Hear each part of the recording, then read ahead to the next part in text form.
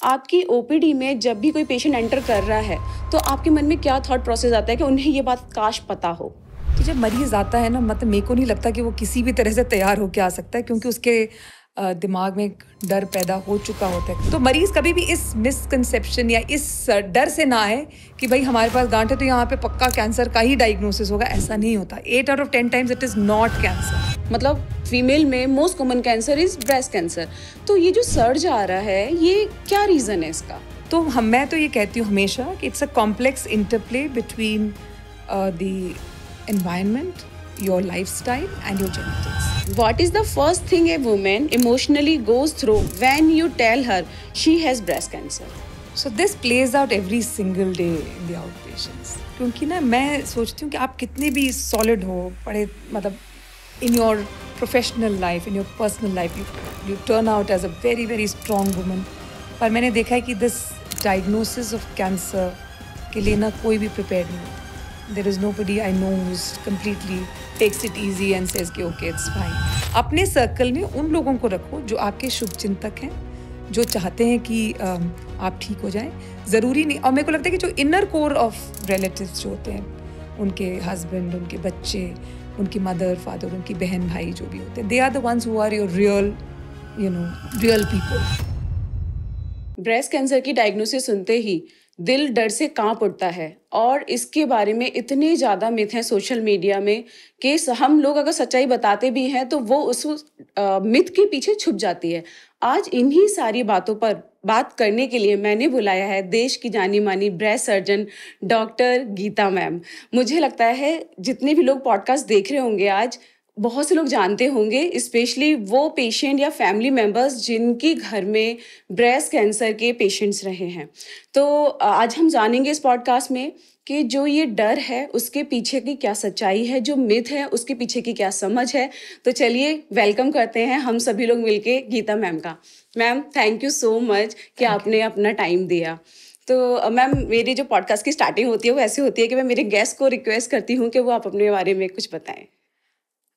Thank you रेखा, मेरे को यहाँ इनवाइट करने के लिए। तो मैं डॉक्टर गीता कडायप्रत ब्रेस्ट सर्जन हूँ, और पिछले 25 साल से मेरा फोकस इसी दिशा में रहा है। तो मेरा ग्रेजुएशन जो है वो लेडी हार्डिंग मेडिकल कॉलेज से हुआ, और उसके बाद फिर मैंने सर्जिकल ट्रेनिंग करी मौलाना आज़ाद मेडिकल कॉलेज से, जिसके बाद मेरे को लगता है कि डेस्टिनी भी आपको कहीं कहीं ले जाती है। तो इस चक्कर में जब ख़त्म हुआ तो मुझे समझ नहीं आया कि मुझे क्या करना चाहिए। तो फिर मैं उन्हीं दिनों ये मतलब कॉर्पोरेट हॉस्पिटल्स के जो हैं वो नया दौर शुरू हुआ, और क्योंकि काम नहीं था तो मैंने बोला चलो चल के देखते हैं। अपोलो हॉस्पिटल में मेरे सीनियर्स थे, तो मैंने सोचा कि मैं उनके पास जाके समझूं कि कोई वैकेंसी है। तो मैं वहाँ गई तो मुझे पता चला कि भाई सर्जिकल ऑन्कोलॉजी में वैकेंसी है, और प्लास्टिक सर्जरी में भी एक वैकेंसी था। तो मैंने तब तक प्लास्टिक सर्जरी से मेरा वो जो है ध्यान जो है थोड़ा सा हट चुका था, एंड आई सेड कि चलो let's get into surgical oncology. और वहाँ पे मेरी खुशकिस्मती है कि मुझे ऐसे मेंटोर और गाइड मिल गए डॉक्टर हरित चतुर्वेदी के नाम से, जो बहुत ही जाने माने सर्जिकल ऑन्कोलॉजिस्ट हैं। तो वो शुरू से एक ही चीज़ कहते थे, और मैं उनकी जो दूरदर्शिता या पारदर्शिता के मतलब I am very very appreciative of it and admire it, कि उन्होंने कहा कि देखो गीता, किसी एक फील्ड में अपने आप को ढालने की कोशिश करो। आज तो वो नहीं है, आज तो सर्जिकल ऑन्कोलॉजी मतलब सब कुछ करना, लेकिन एक वो दौर आने वाला है जब आप को सिर्फ एक ही फील्ड पे फोकस करना होगा, क्योंकि इतना ज़्यादा इन्फॉर्मेशन और इतनी ज़्यादा इनपुट्स आती होंगी कि आप हर फील्ड में न्याय नहीं कर पाएंगे। तो फिर मेरे लिए तो बहुत ही सिंपल था, इन अ वे सिंपल बट डिफिकल्ट, क्योंकि उस समय इस फील्ड में कोई ऐसे अलग से ब्रेस्ट सर्जरी के तौर पे कोई नहीं कर रहा था। तो इसी समय के दौरान मैंने फैसला किया कि मैं यूके जाके ट्रेन करूँगी। So I did a fellowship at the Royal Marsden hospital in London for a year, and then I came back. When I came back तब डॉक्टर चतुर्वेदी भी शिफ्ट हो गए थे राजीव गांधी, और मुझे भी लगा कि Rajiv Gandhi is a great opportunity. फिर वहाँ पे मैंने 5 साल काम किया in Rajiv Gandhi. Then for 15 years I was in Max hospital. Wow, और पिछले 1.5 साल से मैं अपोलो हॉस्पिटल में हूँ, पिछले 1.5 साल से। और अपोलो भी इसीलिए आई हूँ क्योंकि मेरे लिए जो नेक्स्ट स्टेप था वो ये था कि हम ऐसी एक जगह क्रिएट कर सकें जहाँ पे महिलाओं के सिर्फ कैंसर नहीं, लेकिन महिलाओं के दर्द, महिलाओं की परेशानियां जो कि कैंसर के अराउंड जो क्रिएट होती हैं, उसका हम समाधान कर सकें। तो इसी मुहिम के दौरान अपोलो एथीना का जन्म हुआ है। And Apollo Athena is a women's cancer centre dealing exclusively with women cancers, primarily gynae and breast cancers. और हम कोशिश करेंगे कि वहाँ पे जो विमेन जो हैं उनका जो एक्सपीरियंस है उसको हम बदल सकें। ग्रेट मैम, मुझे लगता है कि ये जो आपने मुहिम शुरू किया है, ये मुझे नहीं लगता कि पूरी इंडिया में कहीं पर भी अभी तक कुछ हुआ है ऐसा कि सिर्फ वुमेन ऑन्कोलॉजी डेडिकेटेड सेंटर हो कुछ। बिल्कुल, ये ऐसा ही है। This is possibly the first one in India and south east Asia. Great. तो जैसा कि आपने अभी मैम का इंट्रो सुना, आपने देखा कि शायद जो हमारे लिए कैंसर डायग्नोसिस होने के बाद जो पहले सेंटर दिमाग में आते हैं ट्रीटमेंट के लिए, मैम ने सभी जगह काम किया है। और I think it's great thing, क्योंकि जो भी आपको इन्फॉर्मेशन मिलने वाली है उससे आपको समझ आ जाएगा कि आज कितनी ऑथेंटिकेटेड इन्फॉर्मेशन है। मतलब मैं कह सकती हूँ कि अगर मैम ने उसके लिए कुछ एक्सप्लेन किया है, तो अगर आप उसके अगेंस्ट कुछ भी सुनते हैं तो वो गलत है। मुझे नहीं लगता कि इससे ज़्यादा मुझे कुछ एक्सप्लेन करने की ज़रूरत है। तो चलिए हम अपना आज पॉडकास्ट शुरू करते हैं। तो मैम, मैं चाहती हूँ जैसे कि ना हम जैसे कन्वेंशनल क्वेश्चंस का डिस्कशन करते हैं पॉडकास्ट में, आज हम उससे हट के बात करते हैं। रिस्क फैक्टर सब कोई बताता है, हम आपसे भी डिस्कस करेंगे, सिम्टम्स डिस्कस करेंगे, डायग्नोसिस कैसे होती है, ट्रीटमेंट क्या है, वो सब हम करेंगे। लेकिन आज मेरे कुछ क्वेश्चंस हैं जो मैं चाहती हूँ उससे शुरुआत करें। तो मैम, सबसे पहला क्वेश्चन यही है, what do you wish every patient new before walking into your OPD? मतलब आपकी ओपीडी में जब भी कोई पेशेंट एंटर कर रहा है, तो आपके मन में क्या थॉट प्रोसेस आता है कि उन्हें ये बात काश पता हो? तो जब मरीज आता है ना, मतलब मेरे को नहीं लगता कि वो किसी भी तरह से तैयार होके आ सकता है, क्योंकि उसके दिमाग में एक डर पैदा हो चुका होता है। खास करके जब हमारे सेंटर में आते हैं ना, उनको लगता है कि अच्छा हम कैंसर सेंटर जा रहे हैं तो पक्का उसमें कैंसर की ही डायग्नोसिस बनेगी, जबकि ऐसा सही नहीं है। जो हम कहते हैं कि कोई गांठ हो जिसमें दर्द नहीं हो रहा हो और मरीज अगर आता है हॉस्पिटल, तो बहुत अच्छी बात है। मैं तो चाहती हूँ कि कोई भी गांठ अगर ब्रेस्ट में हो तो मरीज को डॉक्टर के पास तो पहुंचना ही चाहिए, क्योंकि अगर जब तक हमें मौका नहीं मिलेगा ये पूरी तरह समझने कि वो क्या है, तब तक हम आपके साथ वो नहीं कर पाएंगे, वो इलाज नहीं कर पाएंगे या आपको रीअश्योर नहीं कर पाएंगे। तो कभी भी कैंसर सेंटर देख के घबराइए नहीं, क्योंकि कैंसर सेंटर का मतलब ये समझिए कि वहाँ पे ऐसे सारे तौर तरीके होंगे जहाँ पे कि आपको 100% ये बताया जा सकता है कि आपको कैंसर है या नहीं। पहली बात तो ये है। तो मरीज कभी भी इस मिसकंसेप्शन या इस डर से ना आए कि भाई हमारे पास गांठ है तो यहाँ पे पक्का कैंसर का ही डायग्नोसिस होगा। ऐसा नहीं होता। 8 out of 10 times it is not cancer. Right. तो हम तो चाहते हैं कि वो डायग्नोसिस पक्के तौर पे बने। आप पढ़ के आए, पर इतना भी ना पढ़ के आए कि आप उसी इंफॉर्मेशन को लेके, तो हम कहते हैं ना डॉक्टर गूगल से आजकल सब लोग उसके साथ कॉन्वर्स करते हैं। अब तो आजकल तो डॉक्टर चैट जीपीटी हो गया हाँ, है। अब तो एआई, हाँ, अगले इस कदम पे आ गए। यू आर तो एआई, चैट जीपीटी, इन सब से आप इन्फॉर्मेशन लेकर आते हैं, अच्छी बात है। मैं हमेशा कहती हूँ कि आप इन्फॉर्म जरूर होकर आए। Yes ma'am. लेकिन इसलिए नहीं कि आप डॉक्टर के उसको जो वो कहना चाहते हैं उसको निगेट करें।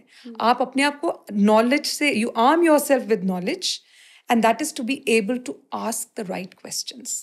जब आप मेरे पास पहुंचते हैं, आपके पास एक बैकग्राउंड है, बहुत अच्छी बात है, और आपके सवाल बहुत अच्छे हो जाते हैं। जब आप पढ़ के आते हैं आपके सवाल अच्छे हो जाने चाहिए। पर ये नहीं हो सकता कि आप जवाब देने वाले जब बन जाते हैं तो कई बार मुझे लगता है कि आपके दिमाग में एक जवाब बैठ चुका होता है और आप उसी के आसपास घूम रहे होते हो और आप उसी जवाब को ढूंढ रहे होते हो अपने डॉक्टर में। तो वो उस तरह से नहीं आना चाहिए। आपको इस तरह से आए, खुले मन से आइए। Knowledge should be empowering, should not be limiting. अगर आपको वो लिमिट करता है तो वो फिर आपके साथ अच्छा नहीं होता। तो आप उस तरह से आइए और बिल्कुल अच्छे सवाल करिए। मैं कई बार देखती हूँ कि कुछ लोग जो मतलब पेशेंट्स आते हैं वो बहुत अच्छे सवाल पूछते हैं और वो समझते हैं, क्योंकि उनके पास उन्होंने भी एक बैकग्राउंड क्रिएट किया हुआ है, तो they understand the answers to the problem as well. Right. So ma'am, आप इतने सालों से हैं, मतलब मैं कहूँगी कि मोर देन 3 डिकेड्स, और सिर्फ ब्रेस्ट पैथोलॉजी को ही डील कर रहे हैं, जिसमें बिनाइन भी होता है, कैंसरस भी होता है। तो आपको क्या लगता है आज की डेट में इंडिया ब्रेस्ट कैंसर के लिए टॉप में है? मतलब फीमेल में most common cancer is breast cancer. तो ये जो सर्ज आ रहा है, ये क्या रीजन है इसका? देखो, it is there are no straight forward answer इस क्वेश्चन। कोई हम ये नहीं कह सकते कि ये वजह है और इस वजह को हटा दो तो ब्रेस्ट कैंसर नहीं होगा, ऐसा नहीं है। तो मैं तो ये कहती हूँ हमेशा कि it's a complex interplay between the environment, your lifestyle and your genetics. चीज़ों के बीच में एक जो ना टकरार होता है, तब जाके कैंसर बनता है।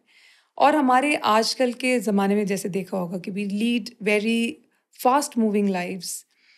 हमें लगता है कि हम खा अच्छा रहे हैं, पी अच्छा रहे हैं, but I can assure you, जो हम खाते हैं, पीते हैं, जो सांस लेते हैं, वो सब पोल्यूटेड है।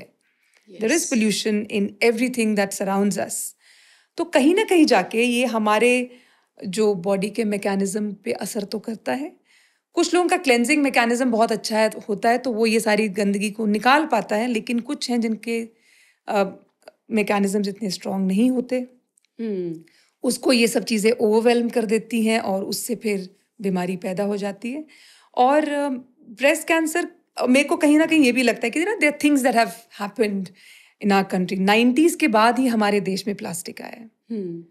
हमारे देश में प्लास्टिक नहीं होते थे 90s से पहले। और अगर आप देखोगे जो trend of increasing cancers has also, I like I said, इसको बहुत सिंप्लीफाई करके नहीं कहना चाहिए कि plastic is the reason, but one of those things that has happened. और हर चीज में हम देखते हैं कि there are a lot of things, there are lot of artificial things that are coming into our lives. चाहे वो आपके खाने में हो, चाहे आपके वो the heating mechanisms in the house. A lot of things have come in which has got a lot of artificial stuff. Right. तो वो जो चीज़ें हैं, that is beginning to hurt us. पर एक और चीज़ है कि अब डायग्नोस्टिक्स बहुत अच्छी हो गई है हमारे देश में। We are keeping pace with the best in the world. हमारे पास ऐसी कोई चीज़ नहीं है जिसमें कि हम कम हो। तो ऑब्वियसली चीज़ें ज़्यादा पकड़ी भी जा रही है। यस। तो मैम, लेकिन हम फिर भी ये कह सकते हैं कि जब हम नेचर से या नेचुरल चीज़ों से दूर होते जा रहे हैं, हमने उनके साथ खिलवाड़ करना शुरू कर दिया है, तो कहीं ना कहीं एक बहुत बड़ा कॉन्ट्रीब्यूटरी फैक्टर बन चुका है आज की डेट में। तो मैं कहती हूँ ना, टेढ़े मेढ़े फ्रूट्स अच्छी हैं, चमकीले बड़े सुंदर वाले फ्रूट्स इतने अच्छे नहीं होते नहीं हैं। राइट। चलिए मैम, नेक्स्ट क्वेश्चन पे चलते हैं। What is the first thing a woman emotionally goes through when you tell her she has breast cancer? So this plays out every single day in the outpatients. क्योंकि ना मैं सोचती हूँ कि आप कितने भी सॉलिड हो, बड़े मतलब in your professional life, in your personal life, you turn out as a very very strong woman. पर मैंने देखा है कि this diagnosis of cancer के लिए ना कोई भी prepared नहीं होता. There is nobody I know who's completely takes it easy and says कि okay, it's fine. But now slowly things are changing because अब लोगों को समझ में आ रहा है कि ठीक है, this is another one of those diseases which can be dealt with, जिसका इलाज है। मैं तो जल्दी पहुंच गई हूँ, मैंने अपना इलाज अच्छे से करा लेना है, तो मैंने ठीक हो जाना है। ये ख्याल धीरे धीरे लोगों के मन में आने लगा है। लेकिन fear is something that is we are not able to take out of the equation. वो है। तो जैसे मैंने कहा, कोई तैयार नहीं होता इस तरह के इस डायग्नोसिस के लिए, और वो सेम फेसेस से चलते हैं। The phases remain the same. पहला तो डिनाइल होता है, कहते हैं कि डॉक्टर साहब ये जरूर इसमें कुछ तो मतलब गड़बड़ है, इसको मैं दोबारा चेक करा लूँ क्या, मैं कहीं और टेस्ट करा लूँ क्या। जबकि हमें पता है कि हमने हाथ से देख लिया, हमने इमेजेस भी देख लिए, हमने बायोप्सी भी देख, सब कुछ मैच कर रहा है, और हमारे मन में तो ये कन्विक्शन हो गया कि भाई ये कैंसर ही है। लेकिन मरीज डिनाइल में होता है, तो वो डिनाइल में थोड़ा टाइम निकलता है, और कई बारी तो कुछ लोग जो समझदार लोग हैं वो जल्दी वापस भी आ जाते हैं 5-10 दिन में, पर कुछ हैं जो दूसरे इलाज की तरफ रुझान करते हैं क्योंकि वो उनको आसान लगता है और उनका शायद विश्वास उसमें ज़्यादा होता है। क्योंकि फेथ को आप नहीं चैलेंज कर सकते, जिसका जिस चीज़ में फेथ होता है वो उसी तरफ निकल जाता है। तो वो डिनाइल होता है। फिर एक ग्रीविंग वाला पीरियड होता है कि भैया मेरे साथ ही क्यों हुआ है, मैंने ऐसा क्या किया, मैंने तो किसी के साथ कोई बुरा नहीं किया। ये सब मेरे ख्याल से it is part of the spiritual makeup of each individual. पर सबको समझना है कि जो हो रहा है ना वो है, that is the reality, the truth. और फिर धीरे धीरे करके उनको समझ में आता है, they come around, they start acceptance. जब तक नहीं आती है ना, तब तक बड़ा ये मुश्किल होता है उनको समझना कि क्या करना है। जब एक्सेप्टेंस हो जाता है और उनको समझ में आता है कि मेरे को अपने लिए सही चीज़ें करनी है, तब जाके इलाज शुरू होता है। तो ये जो पीरियड होता है ना, ये वेरिएबल है। कुछ लोगों को तो 2-3 दिन में समझ में आ जाता है, कुछ लोगों को 10 दिन लग सकते हैं, कुछ लोगों को महीने लग जाते हैं, और उसमें बड़ा नुकसान कर जाते हैं वो अपना, क्योंकि जो स्टेज 2 का कैंसर है वो कई बार स्टेज 3 हो जाता है, कई बार स्टेज 4 होता है, और तब हमें भी लगता है कि हमें भी बड़ी फ्रस्ट्रेशन होती है कि शायद हमारे बोलने में या बताने में कमी रही कि मरीज़ जो है लौट के नहीं आया और उसने अपना इलाज जल्दी नहीं किया। एक्चुअली इसके केस में ना मुझे ऐसा लगता है कि जो लोगों ने मिस इन्फॉर्मेशन फैला रखी है ना, मैम मतलब मैं किसी का नाम नहीं ले रही, लेकिन जब आप कंटेंट क्रिएट करते हो तो दूसरों का कंटेंट रिव्यू करते हो कि आखिर आपकी कमी कहाँ आ रही है, जो आप एक अवेयरनेस दे रहे हो वो लोगों तक क्यों नहीं जा रही है। तो मैंने ये देखा है, मैंने ये रियलाइज़ किया है कि जब आप बोल रहे हो कि बायोप्सी तो 100% करानी है, इसके बिना तो हम ट्रीटमेंट स्टार्ट ही नहीं कर सकते। जब कोई एक बहुत बड़ा इन्फ्लुएंसर ये बोल रहा है कि आपको बायोप्सी नहीं करानी है, ये कैंसर फैला देगा, तो वो लोग उसकी तरफ ज़्यादा सुनते हैं और कहीं न कहीं जो हमारा ट्रीटमेंट पार्ट है वो पीछे रह जाता है। तो ये एक बहुत बड़ा इश्यू है कि जो एजुकेटेड नहीं है और ऑन्कोलॉजी से डील नहीं कर रहे हैं, ऑथेंटिकेटेड पर्सन नहीं है, they are spreading so much misinformation कि people are going in that direction, they are not taking conventional treatment और आइडियल ट्रीटमेंट। तो that is the very bad thing and I think इसके लिए कुछ किया नहीं जा सकता क्योंकि ये हाथ में है ही नहीं कंट्रोल। हाँ, तो ये सही बात है। सी आई ऑलवेज बिलीव आप जो भी बोलते हो उसकी रिस्पॉन्सिबिलिटी आपकी अपनी है।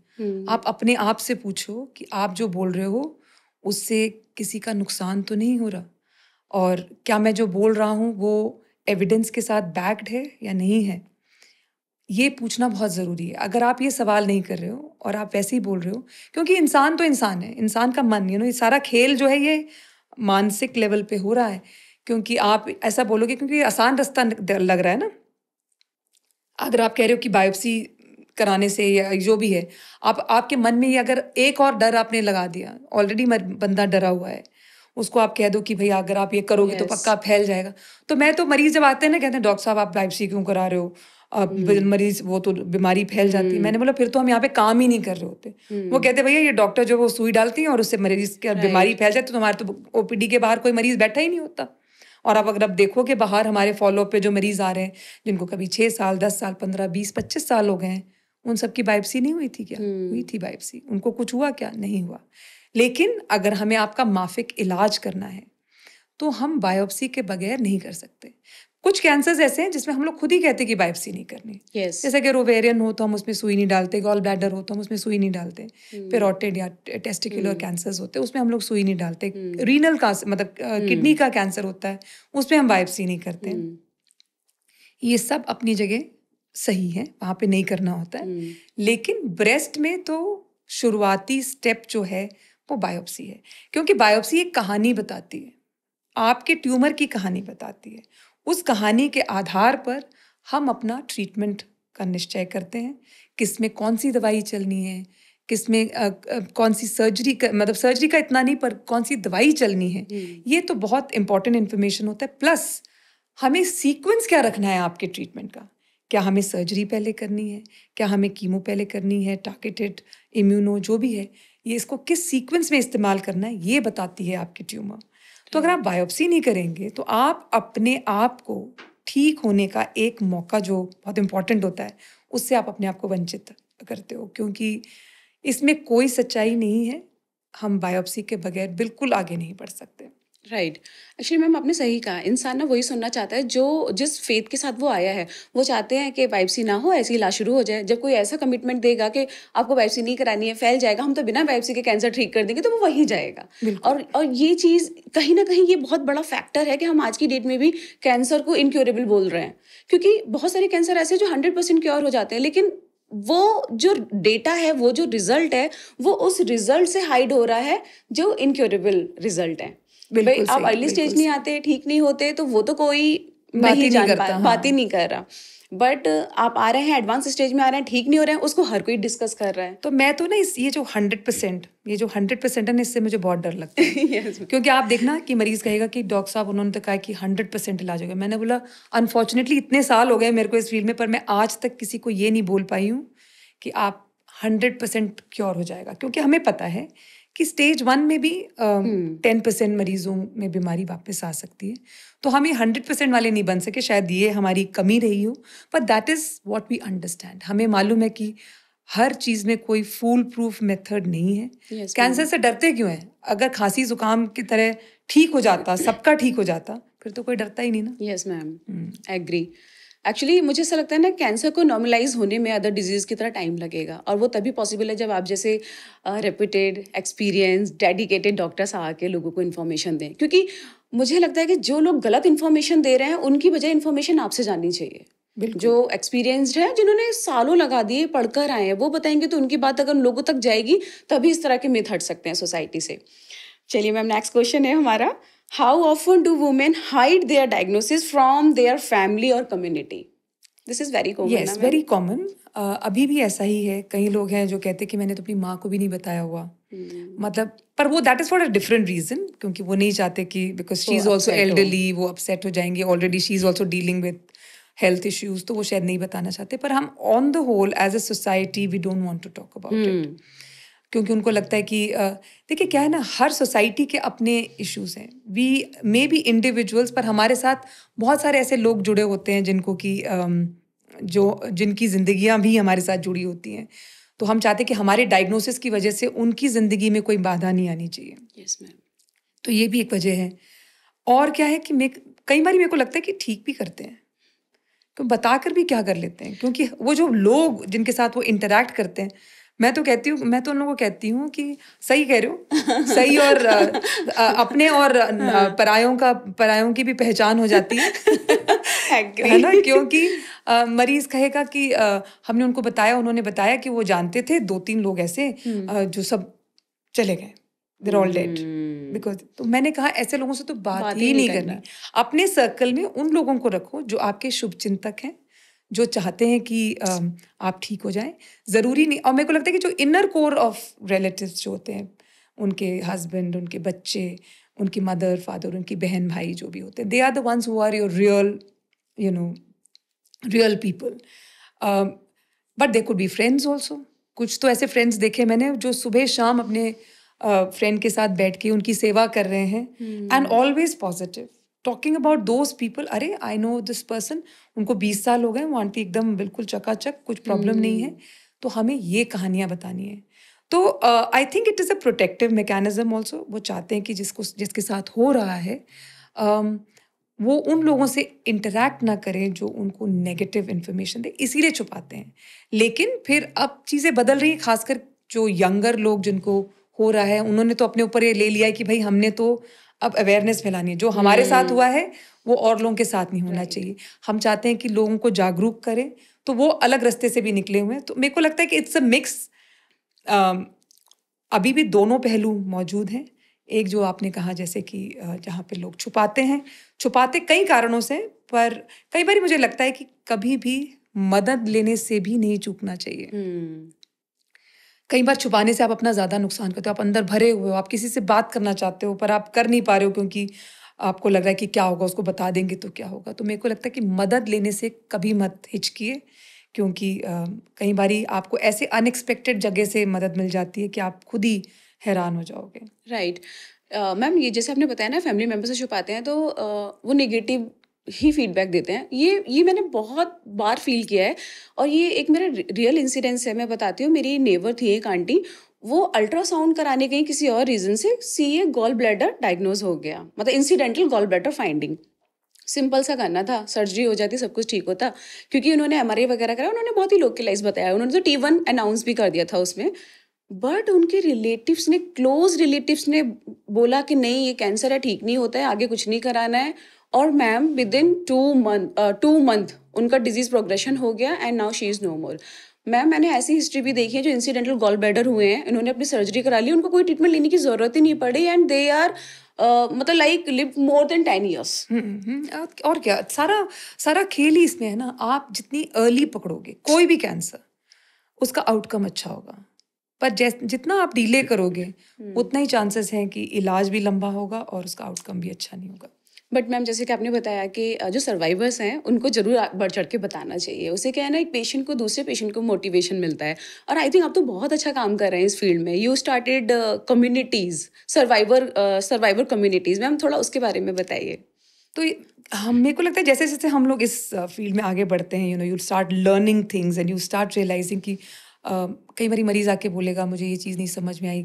आपको पता है मैं जब डे केयर में कीमोथेरेपी करी थी तो मेरे साथ जो आंटी बैठी थी उन्होंने मुझे बताया कि तुम ऐसे करोगे तो ये ठीक हो जाएगा। हाँ जैसे होता है ना न्यूरोपैथी हो गई या स्किन खराब हो रहा है तो उन्होंने मुझे कुछ बताया और वो मेरा बहुत अच्छा हो गया। सो आई सडनली रियलाइज्ड दैट जब पेशेंट से बात करता है तो उसका जो इम्पैक्ट होता है ना वो बहुत अलग होता है। Yes, जैसे मैं ma'am. कहूँगी ना हाँ नहीं आंटी आप बिल्कुल ठीक हो जाओगे, आप अच्छे हो जाओगे, किसी को बोलूँगी या किसी और को बोलती हूँ कि this is just a matter of time, don't get worried, it will be all fine.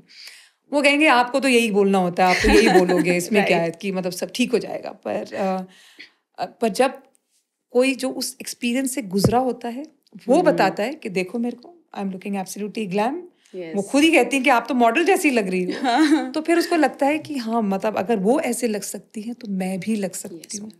वो कैंसर के बाद ऐसी हो गई हैं तो मैं भी ऐसे हो सकती हूँ। तो that is what got me into support groups. तो मैंने अपना पहला सपोर्ट ग्रुप जो 2007 में किया था। तो हमने सोचा था कि हॉस्पिटल में नहीं करेंगे क्योंकि हमें लग रहा था कि 100-150 लोग आएंगे। तो मैं तब राजीव गांधी में होती थी, तो we did it in India International Centre और वहाँ पे करीब 150 महिलाएं आए क्योंकि for them also this was an unique experience, they did not know what to expect. तो जब हम वहाँ पे गए तो हमने 1 घंटे का प्रोग्राम रखा था। हमने बोला कि एक हमारा ओपनिंग वो होगा, we will set the thing in motion, हम आपको बताएंगे कि हम क्या करने वाले हैं। We had some fun game and then we said we want you to tell us your experience for the benefit of, their older patients जिनका ट्रीटमेंट खत्म हो चुका था, जो 2-3-4 साल 5 साल जितने भी हो गए थे उनके वो थे, और कुछ थे जिनका ट्रीटमेंट चल रहा था या फिर अभी अभी रिसेंटली खत्म हुआ था। So it was a mixed bag of people. So वो शुरू हुए, हमने कहा कि एक हमने जो 30 मिनट्स है वो हमने रखा है for people to share their experience, और हमने ईयर मार्क किया था कि 4-5 लोग बोलेंगे। तो 4-5 लोगों ने बोलना शुरू किया, उन्होंने एक एक करके बोले और वो बोल मतलब इतना निकल रहा था उनके अंदर से। तो यू बी सरप्राइज, जैसे 5 लोगों का हुआ तो छठे ने एक ने बोला कि मेरे को भी बोलना है 10। हाँ. ऐसे करते करते जो प्रोग्राम हमारा 1 घंटे में खत्म होना था उसमें 3 घंटे लग गए क्योंकि everybody wanted to speak. So I realize the importance of that interaction. मुझे लगा कि सब अपने अंदर से उस चीज़ को निकालना चाहते हैं, सब अपने एक्सपीरियंस का किसी और के साथ जो सिमिलैरिटीज़ है उसको भी ढूंढते हैं, और जो यूनिक जो उनके साथ हुआ वो भी ढूंढते और बताते हैं उसके बारे में। उससे जो अभी ट्रीटमेंट चल रहा है उसको लगता है कि अच्छा इसको ठीक कर सकते हैं, ये भी यहाँ से भी निकल सकते हैं, और उसके बाद हम बिल्कुल ठीक हो जाएंगे। And there be some people who would have gone back to their jobs, they would be business women, they would be beauticians, ऐसे ऐसे करके बहुत तरह तरह के लोग, So from then on, I realized, and the power of that meeting is something that I cannot describe. वो तो जितना पॉजिटिविटी लेके जाते थे, हम भी उतने ही ज़्यादा energized feel करते थे. And since then, I have done a lot of events, and a lot of my patients have started NGOs to create this social awareness and to create awareness about various cancers. And I am also a co-founder of Bliss Foundation, which has been done with wow. one of my patients only, and we have done very unique touch feel and do workshops. क्योंकि हम लोग हमेशा कहते हैं कि गांठ होती है, ये होता है, वो होता है, निप्पल, तो किसी को नॉर्मल इंसान को समझ नहीं आएगा कि किस चीज़ की बात कर रहे हैं। Yes ma'am. तो हम touch feel and do workshops में हमारे पास पेशेंट वो डमीज होते हैं जिसमें एबनॉर्मैलिटीज होती हैं, तो हम लोगों को बुलाते हैं, उनको फील करवाते हैं, उनको दिखाते हैं, फील करने का तरीका समझाते हैं, ताकि वो अपने ब्रेस्ट में भी इन चीज़ों को ही समझने की कोशिश करें। So it is a method of getting them to understand what a lump feel likes, what is nipple retraction, what is an orange peel appearance of the breast skin. तो ये सारी चीज़ें तभी समझ में आएंगी जब आप देखोगे और छुओगे और करोगे तो। Right. So that is how the support group. And then we have done carnivals, we have done Rahagiri, pink Rahagiri करी थी हमने, और ऐसे बहुत सारे इवेंट्स करी हैं with patients, and I think they've been wonderful. Garba किया हुआ है before, we do Garba nights, things like that. क्योंकि मेरे को लगता है कि जिंदगी में खुशी लानी बहुत ज़रूरी है।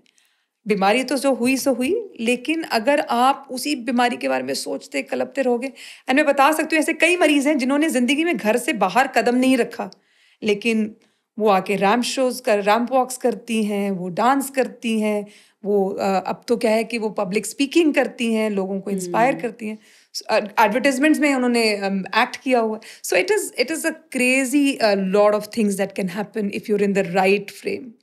आप एक दूसरे का हाथ पकड़ के चल रहे हो ना, तो उसमें बहुत एनर्जी है। Yes ma'am. ग्रेट। बट मेरा यहाँ पे क्वेश्चन ये है कि ma'am, these things is happening only for breast cancer और survivors, why not for other cancers? ऐसा नहीं है। तो हम लोग ब्रेस्ट कैंसर का करते थे, तो फिर ये हुआ कि भाई हेड एंड नेक कैंसर्स में भी करना यस। चाहिए, तो फिर किया, head and neck okay. Cancers में भी किया, और अब तो कई जगह हुआ है। अभी रिसेंटली मेरे कॉलीग ने हेड एंड नेक कैंसर पे सपोर्ट ग्रुप किया। देखो, सपोर्ट इज सपोर्ट। जो ठीक होके सामने बैठा होता है वो बंदा बोल रहा था, देखो मैं ठीक हो सकता हूँ तो तुम भी ठीक हो सकते हो, वो विश्वास जो है ना, वो बहुत बड़ा विश्वास है। तो gynaecological cancers, head and neck cancers, lymphoma awareness, in lymphoma support groups, ऐसे बहुत सारे सपोर्ट ग्रुप्स हो गए हैं अब तो। But breast cancer is easiest to, मेरे को लगता है कि it was an easy place to start. पर करना पड़ता है, किसी को लग के करना पड़ता है, क्योंकि एक बार करके छोड़ दोगे तो उसका फायदा नहीं होता। You must do it consistently. क्योंकि मैम, मैंने देखा है अब तो बहुत ज़्यादा इवेंट्स होते हैं, हर कॉर्पोरेट में होते हैं, हमारे यहाँ भी होता है, तो बट मुझे ऐसा लगता है कि साल में सिर्फ एक हम पिंक अक्टूबर सेलिब्रेट करते हैं, why not for other cancers? तो हाँ, बिल्कुल सही आप बात है। आपने करना सही चाहिए, कहा। बिल्कुल करना चाहिए। और हम, मतलब मेरा तो ऐसा हो गया था कि I used to do it every month, I used to do a support group every month. कहीं ना कहीं आपको वो जिम्मेदारी किसी को देनी पड़ेगी, बोलो कि भैया तुम चलाओ। और उसमें usually these are people who have been through cancer, they are the ones who are running it. And then we have a lot of volunteers coming out of these groups only. वो day care जाके लोगों से बात करते हैं, उनकी परेशानियां समझते हैं। जैसे मैंने कहा, मरीज से इंटरेक्ट करता है तो रिजल्ट बहुत अलग होता है। क्योंकि बहुत सारे कैंसर ऐसे होते हैं ना, जो लोगों को लगता है ये तो कभी ठीक ही नहीं होते, जब उसके सर्वाइवर आके बोलेंगे तो दे विल रियलाइज कि हाँ, ये भी क्योर हो सकता है। It's all about ma'am, like awareness ना। हाँ हाँ, बिल्कुल बिल्कुल सही। Great. Have you seen women delay surgery due to social obligations like marriage, festival, ETC? ऐसा होता है मैम कि आपने डायग्नोज कर दिया, आपने बता दिया ये सर्जरी होगी, but they are delaying just because of the family functions and other things? होता है, बहुत होता है। पर मैंने तो अभी ना found a way around it. मैं बोलते हम आपको पहुंचा देंगे, आपकी शादी है ना, पर मैम हमें तो शॉपिंग भी करनी है, मतलब कोई शॉपिंग किसी और को करने दो, लेकिन हम कोशिश करेंगे कि हम आपकी शेड्यूलिंग ऐसे करें कि आप शादी पे पहुंच जाएंगे, लेकिन आपकी बीमारी के ट्रीटमेंट को हम डिले नहीं कर सकते। तो उसमें क्या होता है कि जो जैसे कीमोथेरेपी चल रही है, अब हमारी कीमोथेरेपी में 2 हफ्ते का अंतर या 3 हफ्ते का अंतर होता है। तो अगर वो उसकी शादी का हम ऐसे करेंगे कि उसकी जो नेक्स्ट कीमोथेरेपी शादी के आसपास की हो, पर हम कीमोथेरेपी देंगे नहीं, आपके 4-5 दिन डिले कर देंगे, ताकि 4-5 दिन के बाद, क्योंकि जब कीमोथेरेपी लगने की बारी आती है तब तक आप बेस्ट हो जाते हो, you are in the best of your health, because the first week after chemotherapy can be tough, लेकिन जैसे जैसे आपकी वो उसका असर खत्म होता रहता है, जैसे आप नेक्स्ट कीमो के पास पहुंचते हो तब तक आपको ठीक लगने लगता है। तो हम कहते हैं कि शादी का टाइम तक आपको हम पहुंचा देंगे। लेकिन कुछ लोग नहीं मानते और वो कहते कि इसके बाद कराएंगे, उसके बाद। देखिए, कैंसर नहीं वेट करता, और अगर आप आए हो स्टेज 1 या स्टेज 2 पे, हम उसका एडवांटेज नहीं खोना चाहते। हम चाहते हैं कि कोई भी बाकी सारे काम जो हैं आपके रुक सकते हैं, लेकिन आपका इलाज नहीं रुक सकता। आपको अपने इलाज, क्योंकि आपका होना जरूरी है, और आपका लंबे समय तक होना हमारे लिए जरूरी है, ना कि ये इवेंट कर लिया और उसके बाद मैंने बोला अभी आपको तो इनके बच्चे भी खिलाने हैं, शादी तो करा रहे हो, बच्चे खिलाने हैं, बड़े करने हैं, वो कौन करेगा? तो इसीलिए आपका ठीक होना बहुत जरूरी है। तो हम एक बोल के उनको ये समझाते हैं कि आपकी हेल्थ से बढ़कर कुछ नहीं है। आप अपने घर का एक स्तंभ हो, जिसके बगैर घर आराम से चल नहीं सकता, ये आप भी जानते हैं। तो अपने शॉर्ट टर्म गेन्स के लिए अपने लॉन्ग टर्म गेन्स नहीं खोनी है। राइट, ये मैसेज देना ज़्यादा ज़रूरी है। बट आई एम सरप्राइज कि लोग ऐसा भी करते हैं कि कैंसर डायग्नोस हुआ, उसका ट्रीटमेंट में इतना ज़्यादा नहीं है, वो अदर चीज़ों के लिए सोच रहे हैं। मतलब 2 तरह के लोग हैं, एक होते हैं कि बस फटाफट ट्रीट करो, आज ही कर दो, आज ही कर दो। हाँ। जैसे मेरे पास जब रेडिएशन के लिए पेशेंट आते, कहते हैं मैम डेट देनी पड़ती है ma'am according to the waiting time, तो दे आर लाइक अरे मैम आज से नहीं होगा, हम तो यही सोच के आए थे। हाँ, कुछ लोग बहुत मतलब मेरे को वो फोकस देख के बहुत अच्छा भी लगता है कि कुछ लोग हैं जो कहते हैं कि नहीं हमारा आज ही कर दो आप, ताकि जैसे सपोज किसी की मैरिज एनिवर्सरी थी, 50th मैरिज एनिवर्सरी, मतलब आप आज करा लो, आपके पास 15 दिन है, अभी 15 दिन में बिल्कुल ठीक हो जाओगे। कहते ये जो पूंछ लटकी हुई है, ये जो ड्रेन लटकी हुई है, इसका क्या? मैंने वो भी शायद हट जाएगा। और नहीं भी हटा तो एक अच्छा वाला गाउन दे देंगे, गुच्ची का बैग उसके अंदर रख के ले जाना। राइट, प्यारी सी dress with pocket. Right ma'am. Okay, तो नेक्स्ट क्वेश्चन है, how do you deal with young women, क्योंकि मैम आजकल यंग अनमैरिड लड़कियों को भी हो रहा है, how do you deal with young women who are worried about dating, marriage and pregnancy after breast cancer? तो ये ना एक बहुत ही डिफिकल्ट एरिया है जहाँ पे हम लोगों को देखना पड़ता है। और हमारे देश में unfortunately we are seeing a lot of young breast cancers. तो अगर आप कहो कि 40 साल की उम्र से कम महिलाएं जो हमारे देश में हैं, उसमें 15% महिलाओं को मतलब breast cancer, 15% of our breast cancers are under 40, 15%, जो कि विदेश में it is 7%, much less, half है उनका। तो ये समस्या But ma'am, overall breast cancer incidence is much higher than in foreign countries, right? But younger is diagnosed more less in in our number. country. So the higher incidence is in the West. जैसे Yes. US में हम कहते हैं कि every 8th woman. Yes, ma'am. In the UK it is every 12th woman. But in our country it is 1 in 24. In urban, in the rural it is 1 in 60. Incidence तो ठीक है, लेकिन number of young, पर ये भी कहते हैं लोग कि देखो we are a young country, क्योंकि हमारे 60-70% ऑफ आर Young population हाँ है। यंग पॉपुलेशन है, शायद इसीलिए भी आपका 15% है। पर जो भी कहो, जिसके साथ भी होता है उसके लिए तो हो गया ना मुश्किल, क्योंकि दिस इज द टाइम, आप अगर लेट 20s या अर्ली 30s में देखते हैं, जो वो टाइम है जब आप अपना करियर को बढ़ा रहे हो, आप you getting married, you still have not started your family. तो उसमें बहुत सारे जो ये वाले जो कॉम्प्लिकेशंस या कहने कॉम्प्लेक्सिटीज जो हैं बहुत ज़्यादा हैं। तो when a young person comes, we have to be aware of all these things. और मैं ये इसलिए कहती हूँ कि कई बारी ये चूक हम लोगों से भी हो जाती है कि आप फर्टिलिटी का डिस्कशन नहीं करते, आप जेनेटिक्स का डिस्कशन नहीं करते। अब चीज़ें बहुत बदल गई हैं, क्योंकि पहले तो ना फर्टिलिटी सेंटर्स ही नहीं होती थी। Yes, ma'am. अब तो आप देखो, we have got excellent fertility specialist doing a great job. तो हम जब मरीज को देखते हैं जो यंग है, तो हम उनसे ज़रूर कहते हैं कि भाई कैंसर का डायग्नोसिस तो बन गया है, लेकिन आपको अपनी फर्टिलिटी के बारे में सोचना चाहिए।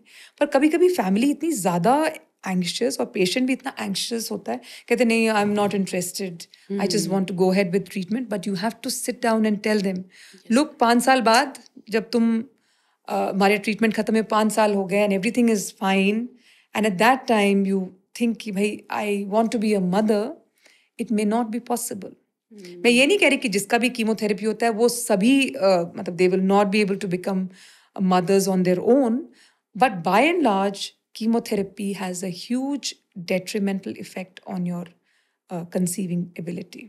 तो इसीलिए हमें वो स्टेप ज़रूर लेनी है जिससे कि हम आपके फर्टिलिटी को बचा सके। वो कैसे बचाएंगे?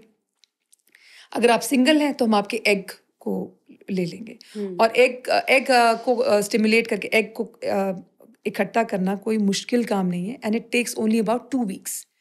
लोगों को लगता है बहुत समय लग जाएगा और हमारा टाइम निकल जाएगा। 2 हफ्ते लगते हैं, 2 हफ्ते हम वेट कर सकते हैं, चाहे आपका किसी भी टाइप का कैंसर हो। पहले क्या होता था ना, कई बार महीना 1.25 महीना लग जाता था। क्यों? क्योंकि उस समय वी यूज्ड टू वेट, वो पीरियड के साथ मैच करना होता था, तब स्टिमुलेशन शुरू होती थी। अब होता है रैंडम स्टार्ट प्रोटोकॉल, तो आप उसको कभी भी आप उसको स्टिमुलेट कर सकते हैं, और 2 हफ्ते में you can pick up eggs. और अगर आपका पार्टनर है, you married, then you can do embryos को बना के रख सकते हैं, और 8, 9, 10 एम्ब्रियोज को क्रायो प्रिजर्व करके आप रखिए। There is a cost to it, I am sure, but still it is worthwhile. और जब यंग होते हैं ना, हमारे दिमाग में एक और चीज चल रही होती, कहीं इसमें कोई जेनेटिक म्यूटेशन तो नहीं है, और होता भी है। कई बार हम लोग के पेशेंट्स रहते हैं जिनको जेनेटिक म्यूटेशन होता है, खासकर जितना यंग होता है ना, हमारे दिमाग में यही चल रहा होता है कि कहीं इसमें कोई जेनेटिक म्यूटेशन तो नहीं है। तो अगर जेनेटिक म्यूटेशन है तो और भी इम्पॉर्टेंट हो जाता है फर्टिलिटी प्रिजर्वेशन, क्योंकि जब मान लीजिए ट्रीटमेंट के बाद अब आप हो गए हैं 36 के और आप चाहते हैं कि you want to start a family, आप कर सकते हैं। और हम क्या, अब हमारे जो फर्टिलिटी स्पेशलिस्ट क्या कर सकते हैं, वो उस एम्ब्रियो को या उस ओवा को यूज करेंगे जिसमें वो म्यूटेशन नहीं है। So you can do a pre-genetic diagnosis before implantation, which is such a good thing. Yes. आपको ये रहेगा कि जो बच्चा आएगा उसमें जो आप म्यूटेशन कैरी कर रहे हो वो उस बच्चे में नहीं होगा। ये एक बहुत इंपॉर्टेंट गारंटी है, आप चाहते हो कि ये ना हो आप तो। सो ये भी इंपॉर्टेंट बात हो जाती है फर्टिलिटी प्रिजर्वेशन में। तो young people, see, I would not say, there are people I know. I have a patient who was 23. She was triple negative breast cancer. She was a BRCA1 carrier. And she was in a relationship with a guy, and बहुत ही प्यारा बंदा था। And यही बातें चल रही थी कि भाई उसकी शादी होनी थी, और she was pursuing a PhD course in Delhi University. And they wanted to get married, पर लड़के के माँ बाप ने कहा कि भैया ये तो उसको तो कैंसर है, तुम बाद में दिमाग खराब है, राइट तुम शादी राइट क्यों करोगे इसके साथ। राइट पर वो लड़के के में दम बहुत, मतलब I am very very appreciative of both these people because I am very close to them. And उनकी शादी हुई। तो ऐसा नहीं है कि लोग कहते हैं कि भाई इससे शादी कौन करेगा, ऐसा नहीं है। I have lot of my young patients have got married, and all credit to these amazing young men who have accepted them with this problem. Yes. क्योंकि हो सकता है शादी के 2 हफ्ते बाद या 2 महीने बाद ये प्रॉब्लम आ जाएगी, तो आप उसको उठा के फेंक दोगे बाहर, नहीं ना। तो ये मतलब अच्छे लोग, मैं तो कहती हूँ ना दुनिया जो है अच्छे लोगों से चलती है। Yes ma'am, agree. तो मुझे लगता है कि ऐसे भी अच्छे लोग हैं जो उसने पूरा उसके ट्रीटमेंट के दौरान साथ में खड़ा रहा। उसके जैसे ट्रीटमेंट करा शादी हो गई।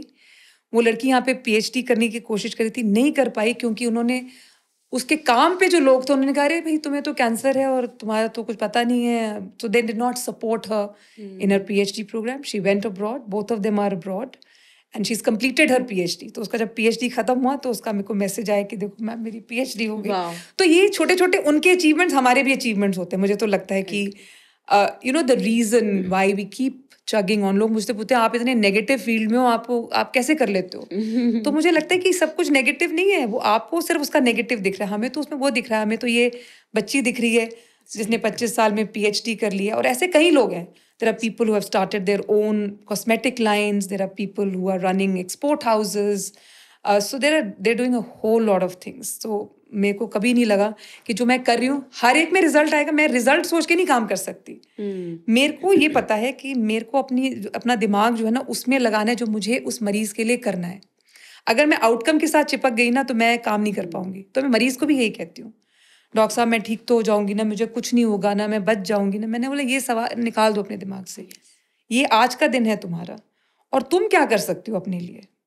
तुम्हारी कोशिश में कोई कमी नहीं होनी चाहिए और मेरी कोशिश में कोई कमी नहीं होनी चाहिए। उसके बाद जो होता है ना वो ना तुम्हारे हाथ में है ना मेरे हाथ में है।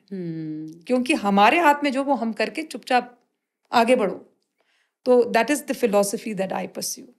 राइट मैम, आपने ये बात बिल्कुल सही कही है कि लोग जैसे पूछते हैं ना आप इतनी नेगेटिव फील्ड में हो कैसे मैनेज करते हो। ये अक्सर मुझसे भी बहुत पूछा जाता है क्योंकि मेरा तो मैं रेडिएशन है तो head and neck cancer patients बहुत आते हैं ना, एडवांस बहुत आते हैं। तो इट्स वेरी मतलब mentally challenging to do all these things. तो आपने जैसे बोला ना कि जो अच्छा होता है हमें वो पता है, आप सिर्फ नेगेटिव देख रहे हो। तो वही चीज़ है जब वो पेशेंट बिल्कुल ठीक हो जाते हैं और सब कुछ अच्छा कर रहे हैं, उनके घर में छोटे छोटे बेबीज हैं जिनकी वो टेक केयर कर रहे हैं, उससे ज़्यादा खुशी कुछ हो ही नहीं सकती। जब वो आके 2-3 साल बाद आपको ब्लेसिंग देते हैं कि मैम हम सब कुछ अच्छा चल रहा है आपकी ट्रीटमेंट की वजह से, तो वो तो मतलब मुझे लगता है कि प्राइसलेस है। Absolutely priceless. So that reminds me of this 26-year-old doctor. She had breast cancer. तो उसने भी मतलब कुछ नहीं, नो प्रिजर्वेशन, कुछ नहीं कराया उसने, but she went ahead with the treatment and her husband was pursuing DNB in general surgery. Husband हुआ नहीं था तब तक, ही वाज हर फियांसे। पर ट्रीटमेंट खत्म होने के बाद शादी हुई, 4 साल बाद बेटा हुआ, बेटा है। But then like she doesn't want to come into the public. मैं उसको बार बार कहती हूँ तुम बाहर आके जरा बताओ लोगों को कि देखो हमारे पास बच्चा भी है, पर वो निकलना नहीं चाहती। But that's a very personal things, everybody has their own. उसको देख के कोई नहीं बता सकता that she is been through the experience. So these happy stories keep us going. हम लोगों को भी बहुत ज़्यादा प्रोत्साहन मिलता है कि हम भी वो सब करते रहें जो हम लोगों के लिए करते हैं। बट आज की डेट में मुझे लगता है ना कोई भी यंग अनमैरिड या फिर मैरिड कपल आ रहा है जिनके बच्चे नहीं है, फर्टिलिटी प्रिजर्वेशन वाला डिस्कशन जरूर करना चाहिए क्योंकि now we have very good treatment modalities. पहले का लगता था कि चलो ठीक है, लेकिन आज की डेट में तो बहुत अच्छा सर्वाइवल है। और आपने सही कहा, जब 5 साल तक वो ठीक रहते हैं देन दे रियलाइज। ट्रू। तो पर aspirationally you want to be a parent और उस समय नहीं होता तो that can be very frustrating. और आप सोचते हो कि यार काश कि उस समय मैंने डॉक्टर साहब की बात सुन ली होती और कर लिया होता तो बहुत अच्छा होता। Agree. Okay, so ma'am next question है, what are the silent emotional sufferings that society never sees in breast cancer patients? तो मैं हमेशा जब भी कोई टॉक करती हूँ मैं हमेशा पूछती हूँ लोगों से कि बताओ हाथ उठा के कि आप लोगों का किसी ब्रेस्ट कैंसर के मरीज के साथ संपर्क हुआ है क्या? और आजकल इतना कॉमन हो गया ना, जैसे मैं ये भी बताती हूँ कि जब मैं छोटी थी ना मुझे तो याद ही नहीं है किसी आंटी को ब्रेस्ट कैंसर हुआ हो या कुछ हुआ, बहुत बहुत बहुत कम होते थे। लेकिन अब तो इतने हाथ उठ जाते ना, मैं कहती हूँ अपने फैमिली में, अपने फ्रेंड्स में या नेबर्स में किसी, so almost everybody is raising their hand. तो मैं उनको यही कहती हूँ कि आप आप ना उसके दिमाग में घुस नहीं सकते, जो ब्रेस्ट कैंसर का मरीज जो है ना, जो उसके इश्यूज हैं उसको समझना बहुत मुश्किल है। एक तो है ना, मरीज को लगता है मैं बिल्कुल अकेली हूँ इसमें। क्यों? क्योंकि मेरे को हुआ है, मेरे पास पड़ोसी में सब ठीक है, मेरे फैमिली में किसी को नहीं है, तो मैं ही हूँ एक जो चोजन वन जिसको कि, पर मैं कहती हूँ कि us you are the chosen one, because तुम में इस बीमारी से लड़ने की क्षमता है, इसीलिए you are the chosen one. इसलिए नहीं कि कुछ तुम्हारे को किसी ने दंडित करना था इसीलिए तुम्हें ये हुआ है, ऐसा नहीं होता। पर समाज को इन लोगों को उस नजर से नहीं देखना कि अच्छा, जैसे मेरी एक मरीज थी, वो गुरुद्वारे जाती थी रोज, तो बहुत शाई क्वाइट सी थी, पर वो कहती थी मैं डॉक्टर साहब रोज गुरुद्वारे, मैं जा पाऊंगी? मैंने कहा क्यों नहीं। तो जब ट्रीटमेंट सब खत्म हो गया, मैंने कहा जाओ गुरुद्वारे जाओ, तो वो गई गुरुद्वारे। कहती है उसके अगले मीटिंग पे आई, अगले फॉलोअप पे आई, कहती है डॉक्टर साहब मैं अब गुरुद्वारे नहीं जाऊंगी। मैंने कहा क्यों? कहती है कि मैं वहाँ गई तो एक हमारे पड़ोसी थे, वो पूछते हैं मेरे से कि आप ठीक हो, लेकिन कहती है कि उनके ठीक हो में ना ये था सवाल दूसरा था, आप जिंदा कैसे हो? आपको तो कैंसर हुआ था, तो आप ठीक कैसे हो? तो उनके सवाल में एक और सवाल छुपा था जो मुझे बिल्कुल नहीं अच्छा लगा। तो मैं तो नहीं जाऊंगी। मैंने बोला धीरे धीरे उनको फिर समय लगा, क्योंकि देखो हर सवाल का जवाब हर इंसान नहीं दे पाता। कुछ हैं थोड़े से दबंग होते हैं जो कहते हैं कि अच्छा हम बिल्कुल ठीक है, आपसे भी अच्छे हैं लेकिन कुछ तो ऐसे होते हैं जो नहीं कर पाते, तो उनको फिर हटना पड़ता है उसमें से, और फिर धीरे धीरे उनका फिर से हमें साहस बढ़ाना पड़ता है और फिर वो वापस जा पाते हैं। तो ये तो है। तो पर society has to hand hold. आप उनको वो कहानियां बताएं जहाँ पे लोग ठीक हुए, ना कि वो कहानियां जिसमें लोगों की जान गई हैं। वो तो हमें पता है कि कैंसर, अगर सब कैंसर से ठीक हो जाते हैं तो लोग डरते ही नहीं इस बीमारी से। Agree ma'am, absolutely. Ma'am, why is talking about breast is still taboo in many part of our country, even in the medical decision? Taboo तो मुझे लगता है कैंसर ओवरऑल ही है आज की डेट में। देखो लोग कहते हैं कि आप ना कैंसर का शब्द बदल दो, हाँ, आप कैंसर को कैंसर मत बोलो, कुछ और बोलो। मैंने बोला अच्छा क्या बोले? कहते ट्यूमर बोल दो। अच्छा मैंने ट्यूमर बोलो। मैंने बोला जो भी बोलो, पर वो सच्चाई तो नहीं हटेगी, ना ही वो ट्रीटमेंट की शैली बदलेगी। हमें जो करना है वो तो करना ही है। तो वो हमारे से कई मरीज के रिश्तेदार भी बोलेंगे please don't use the C word. तो हम कई बार मैं उसी तरह से करती हूँ कि मुझे पता है कि उस शब्द का इस्तेमाल किए बगैर भी हम अपनी बात रख सकते हैं। लोग तो सी बोलते हैं, ओनली सी। या सी क्या है? हाँ, आज तक सुना नहीं। यही कर रहे होते हैं। तो ठीक है, that is part of the conversation. लेकिन हाँ, ये डर तो है। Cancer does make you very very, इसीलिए लोग बात नहीं करना चाहते, क्योंकि घर में बेटियां होती हैं जिनकी शादियां होनी होती हैं, लोगों को पता चल जाएगा इनकी कैंसर है, तो वो फिर शादी नहीं करेंगे उस घर में, और कहेंगे कि भाई इनसे तो हो नहीं पाएगा क्योंकि इनकी तबीयत ठीक नहीं रहती है। तो इन कई सोशल वजहों से लोग चुप रहते हैं। Do you see survivors come back feeling lost even after being cured? देखो मेरा एक बड़ा ये लाइन शायद मैंने कॉइन किया था, मेरे को लगता है, जिसमें मैं कहती हूँ कि देयर इज क्योर तो एक चीज होती है, but you have to keep caring for them beyond cure also. So care beyond cure is something that I strongly believe in. उसमें क्या है ना कि देखिए आपने मरीज को तो ठीक कर दिया, पर शारीरिक तौर पे और मानसिक तौर पे अभी भी कई ऐसे स्कार्स होते हैं जिसको अपने और उसको स्मूदन करनी होती है। साइकोलॉजिकली आपको लग रहा हो कि एक मरीज बिल्कुल बिंदास है, पर ऐसा नहीं है। अगर आप साइकोलॉजिकल असेसमेंट करोगे आपको लगेगा कि है कुछ जो ठीक नहीं है। आपने ये नहीं देखा है कि उसकी रिलेशनशिप्स कैसे इवॉल्व हुई है during the course of treatment. कई रिश्ते टूटे हैं, कई बने भी हैं, कई रिश्ते टूटे भी हैं। Yes, मतलब ma'am. There have been patients who have undergone divorce in this difficult period. But that is so I think हमें ना अपने रेगुलर कॉन्वर्सेशन के परे हटकर उनकी जिंदगियों में भी झांकनी होती है थोड़ी सी, ताकि हम उसको ज्यादा अच्छे से समझ पाए। So psychologically we need to understand whether they are in a good space or not. इसके अलावा हमारे ट्रीटमेंट से रिलेटेड बहुत सारी इश्यूज होती है जिसके बारे में ज़्यादा बात नहीं करते, जैसे कि मरीज को भी हैविंग न्यूरोपैथी, उसको बोन इश्यूज हो सकते हैं, उसको स्किन, नेल्स और हेयर की जो इश्यूज होती हैं जो कीमोथेरेपी के बाद होती हैं। दे could B menopause related issues, जो यंग लड़कियां जिनकी ट्रीटमेंट हो जाती है 33-35 साल में, उनको मेनोपॉज का अनुभव करना पड़ता है, जो कि आसान काम नहीं है। उनको बहुत काउंसल करने की ज़रूरत होती है। कई बार जैसे म्यूटेशन कैरियर्स होते हैं, उसमें हम लोग ओवरीज रिमूव कर देते हैं, तो मेनोपॉज परमानेंट हो जाता है।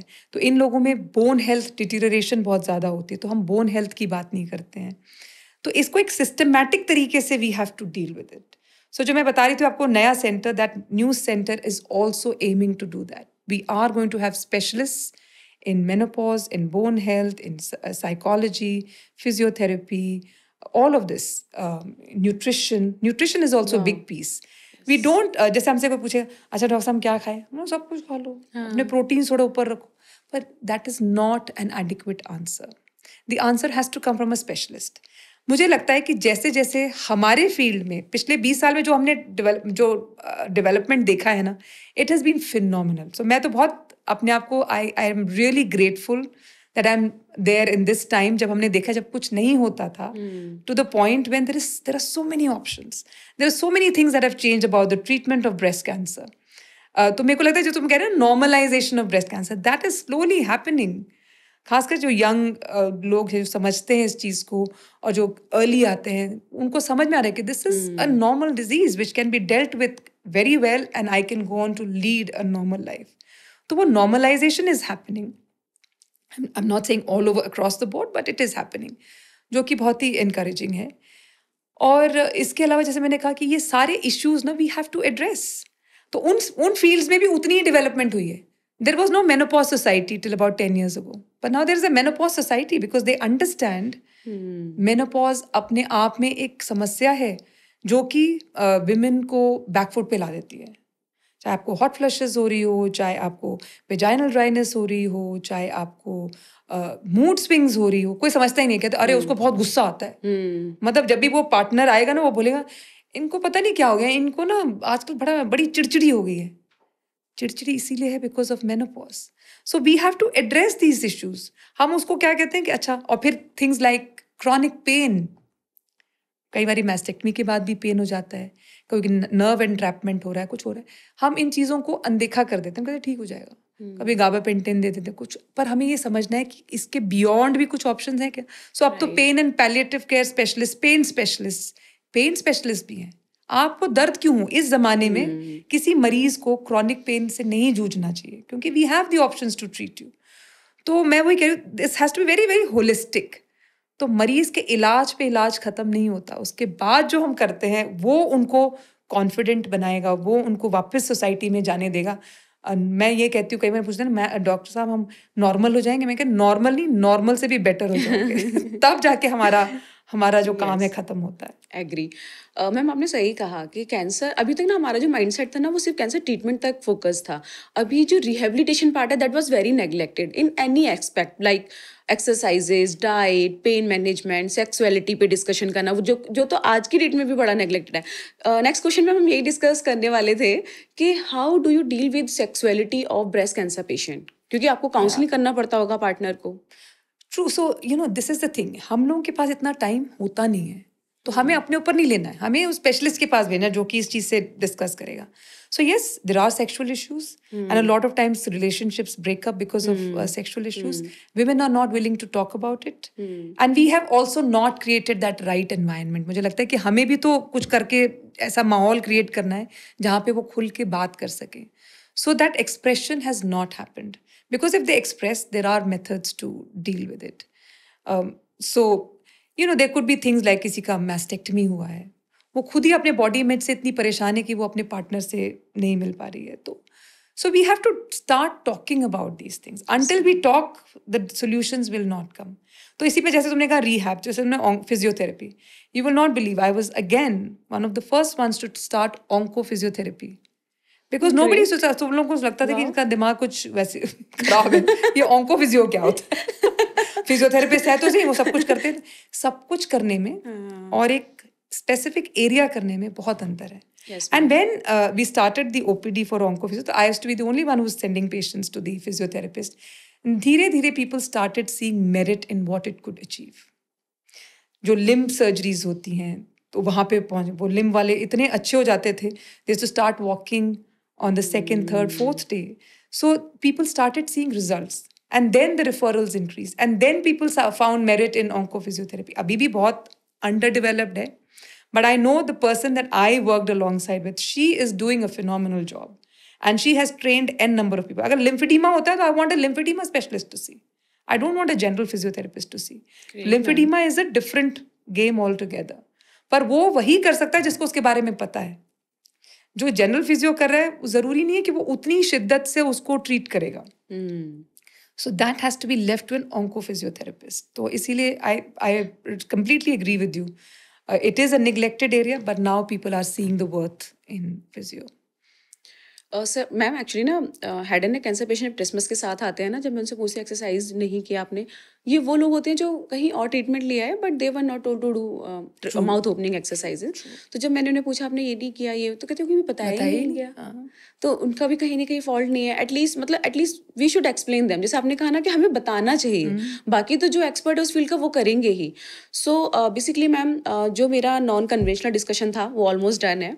अब यहाँ पे हम आते हैं बहुत ही फोकस डिस्कशन में, जो कि मैं मतलब रील भी शॉर्ट्स की फॉर्म में टेक आउट करूँगी पूरे पॉडकास्ट से. तो इसमें कुछ क्वेश्चंस हैं लाइक जैसे कि आपको बताना है पूरा road map of breast diagnosis to till treatment, कि डायग्नोसिस हुआ तो क्या क्या चीज़ें होती हैं, just in a short form. तो अगर diagnosis by suppose a person walks into the OPD with a lump in the breast, एक गांठ है उसमें, तो हम क्या करेंगे? पहले तो ट्रिपल असेसमेंट. ठीक है मैम. ट्रिपल असेसमेंट से हम लोग 99.5% टाइम्स डायग्नोसिस पे पहुंच जाएंगे और वहीं पे चूक हो जाती है. उसका सीक्वेंस क्या होगा? आप पहले क्लिनिकल असेसमेंट करेंगे, मैं हाथ लगा के देखूंगी. फिर सेकंड में क्या करूंगी? I will do a mammogram if you are over the age of 40. If you are under the age of 40 I would do ultrasound. पर अगर मेरा इंडेक्स ऑफ सस्पिशन हाई है तो आप 30 ईयर्स से ऊपर होंगे तब भी मैं मैमोग्राम करूंगी. ये दोनों चीज़ें हो गई और हमें समझ में आ गया कि इसमें कुछ गांठ है जिसको फर्दर असेस करना है, तो फिर मैं अल्ट्रासाउंड गाइडेड बायोप्सी करूंगी. अल्ट्रासाउंड में देखते हुए, ब्लाइंड नहीं करूंगी. That is the recommendation. पहले हमने भी बहुत ब्लाइंड बायोप्सीज की है, पर ब्लाइंड बायोप्सीज कभी कभी मिस कर सकती हैं. अल्ट्रासाउंड गाइडेड से आपको you can be sure you hitting the right target. तो अल्ट्रासाउंड गाइडेड बायोप्सी हो गई. तो ये हो गए 3 चीज़ें. ट्रिपल असेसमेंट, उसके बाद एक रिपोर्ट आती है. ओके. तो रिपोर्ट पे हम क्या क्या देख रहे हैं? हमने समझ लिया कि हमें चाहिए डायग्नोसिस. हम जितनी भी चीज़ें कर लें, जैसे हमने कहा कि biopsy is what is going to define what kind of tumour you have. तो अगर वो डक्ट कार्सिनोमा आता है तो उसमें हम कुछ एडिशनल टेस्ट करते हैं जिसका है नाम है ER, PR, HER2/neu and sometimes Ki-67. ये 4 टेस्ट होते हैं जो ट्यूमर पे करते हैं, जो कि हमें ट्यूमर का कैरेक्टर बताती है. तो इसमें क्या परम्यूटेशंस कॉम्बिनेशंस हो सकती है? ER का मतलब है ईस्ट्रोजन रिसेप्टर, PR मतलब प्रोजेस्टेरोन, यानी कि हार्मोन सेंसिटिविटी बताता है ये ट्यूमर का. और फिर एक प्रोटीन है जिसको HER2/neu बोलते हैं. अगर वो एक्सप्रेस होता है तो आप टारगेटेड ट्रीटमेंट के कैंडिडेट होते हैं. ER PR पॉजिटिव हो तो आप हार्मोन के कैंडिडेट होते हैं. और अगर ये तीनों चीज़ें नेगेटिव आ गई तो हम कहते हैं आप ट्रिपल नेगेटिव ब्रेस्ट कैंसर हो. तो ये कॉन्वर्सेशन के दौरान मरीज सुनते होंगे, शायद उनको पता नहीं चलता होगा कि किस चीज़ की बात हो रही है, लेकिन ये हम समझने की कोशिश करें कि आपका ट्यूमर किस चीज़ को रिस्पॉन्ड करेगा. फिर हम अब उसके बाद हमने ये कर लिया, this is the diagnosis. Next step होता है स्टेजिंग. स्टेजिंग मतलब ये समझना कि बीमारी कहीं और तो नहीं गई है. तो जिसके बगल में गिल्टी होती है, नोड पॉजिटिव होता है, या फिर हाई रिस्क डिजीज, यानी कि जो HER2 पॉजिटिव हो, जो मैंने बताया एक जो मार्कर होता है वो पॉजिटिव हो, या फिर वो तीनों मार्कर्स नेगेटिव हो, जो ट्रिपल नेगेटिव हो, किसी भी स्टेज में हम लोग एक इन्वेस्टिगेशन करते हैं जिसके बारे में सब जानते हैं, विच इज अ पेट सीटी. Yes ma'am. लेकिन पेट सीटी के अलावा भी और विकल्प होते हैं, जैसे कि अर्ली स्टेज में तो कहते हैं कि स्टेज 1 और स्टेज 2A जहाँ पे लिम्फ नोड नहीं है, आपको कुछ भी नहीं करना, आपको स्टेजिंग इन्वेस्टिगेशंस करने की जरूरत ही नहीं है. लेकिन हमारे तो यहाँ पे ये स्थिति है, जैसे ही कैंसर होते हैं पेट सीटी जरूर हो जाता है, बाकी चीजें हो या ना हो, मरीज पेट सीटी लेकर आता होता है. तो इसीलिए that is how common it is become. मतलब जो कैंसर समझता भी नहीं हो, जो डील भी नहीं करता हो ना, वो बोलेगा कि आप पेट सीटी करा लो, बाकी फिर बाद में देखेंगे. तो पेट सीटी इज फॉर स्टेजिंग, ये समझने के लिए कि बीमारी आपके लिवर में, लंग में, बोन में, कहीं इन जगहों पे तो नहीं गई है, तो उसके लिए होता है पेट. अब पेट में कुछ नहीं निकला, सब कुछ ठीक रहा, और अगर आपका हार्मोन सेंसिटिव ट्यूमर है तो हम लोग सर्जरी करना प्रेफर करते हैं. Surgery is the right way to go. लेकिन अगर आपका ट्रिपल नेगेटिव ब्रेस्ट कैंसर हो, या फिर HER2 पॉजिटिव हो, और आपके ट्यूमर का साइज 2 सेंटीमीटर से ज़्यादा हो, या फिर नोड बगल के जो गिल्टी होती है वो पॉजिटिव हो, तो फिर हम आपकी दवाइयों से इलाज शुरू करेंगे, ना कि सर्जरी से. तो कई बार मरीज कहते हैं आप सर्जरी क्यों नहीं करें, इतना छोटी गांठ है आप क्यों नहीं। पर हमें साइंस के साथ साथ हमें भी इवॉल्व होना है। तो मैं उनसे कहती हूँ कि भाई मुझे क्या प्रॉब्लम है, मैं तो सर्जन हूँ, मैं तो कर दूंगी सर्जरी, मेरा तो रोज यही काम है। लेकिन मेरा काम यहाँ बैठकर सर्जरी करना नहीं है, मेरा काम है आपके साथ आपको सही एडवाइस देना। तो सही एडवाइस क्या होगा, जो ट्रिपल नेगेटिव या HER2 पॉजिटिव होगा वो हमारे मेडिकल ऑन्कोलॉजिस्ट के पास रेफर होंगे और वो अपने माफिक कीमोथेरेपी विद इम्यूनो और कीमोथेरेपी विद टारगेटेड जो भी आपको लगता है वो लगाएंगे। इसकी वजह ये भी होती है क्योंकि हम चाहते हैं कि आपका ट्यूमर बिल्कुल गायब हो जाए, ताकि जब हम सर्जरी की बारी आती है, हम सर्जरी करते हैं और हम देखते हैं कि ये तो ट्यूमर बिल्कुल गायब हो गया है, तो वो आपके लिए अच्छा मानते हैं।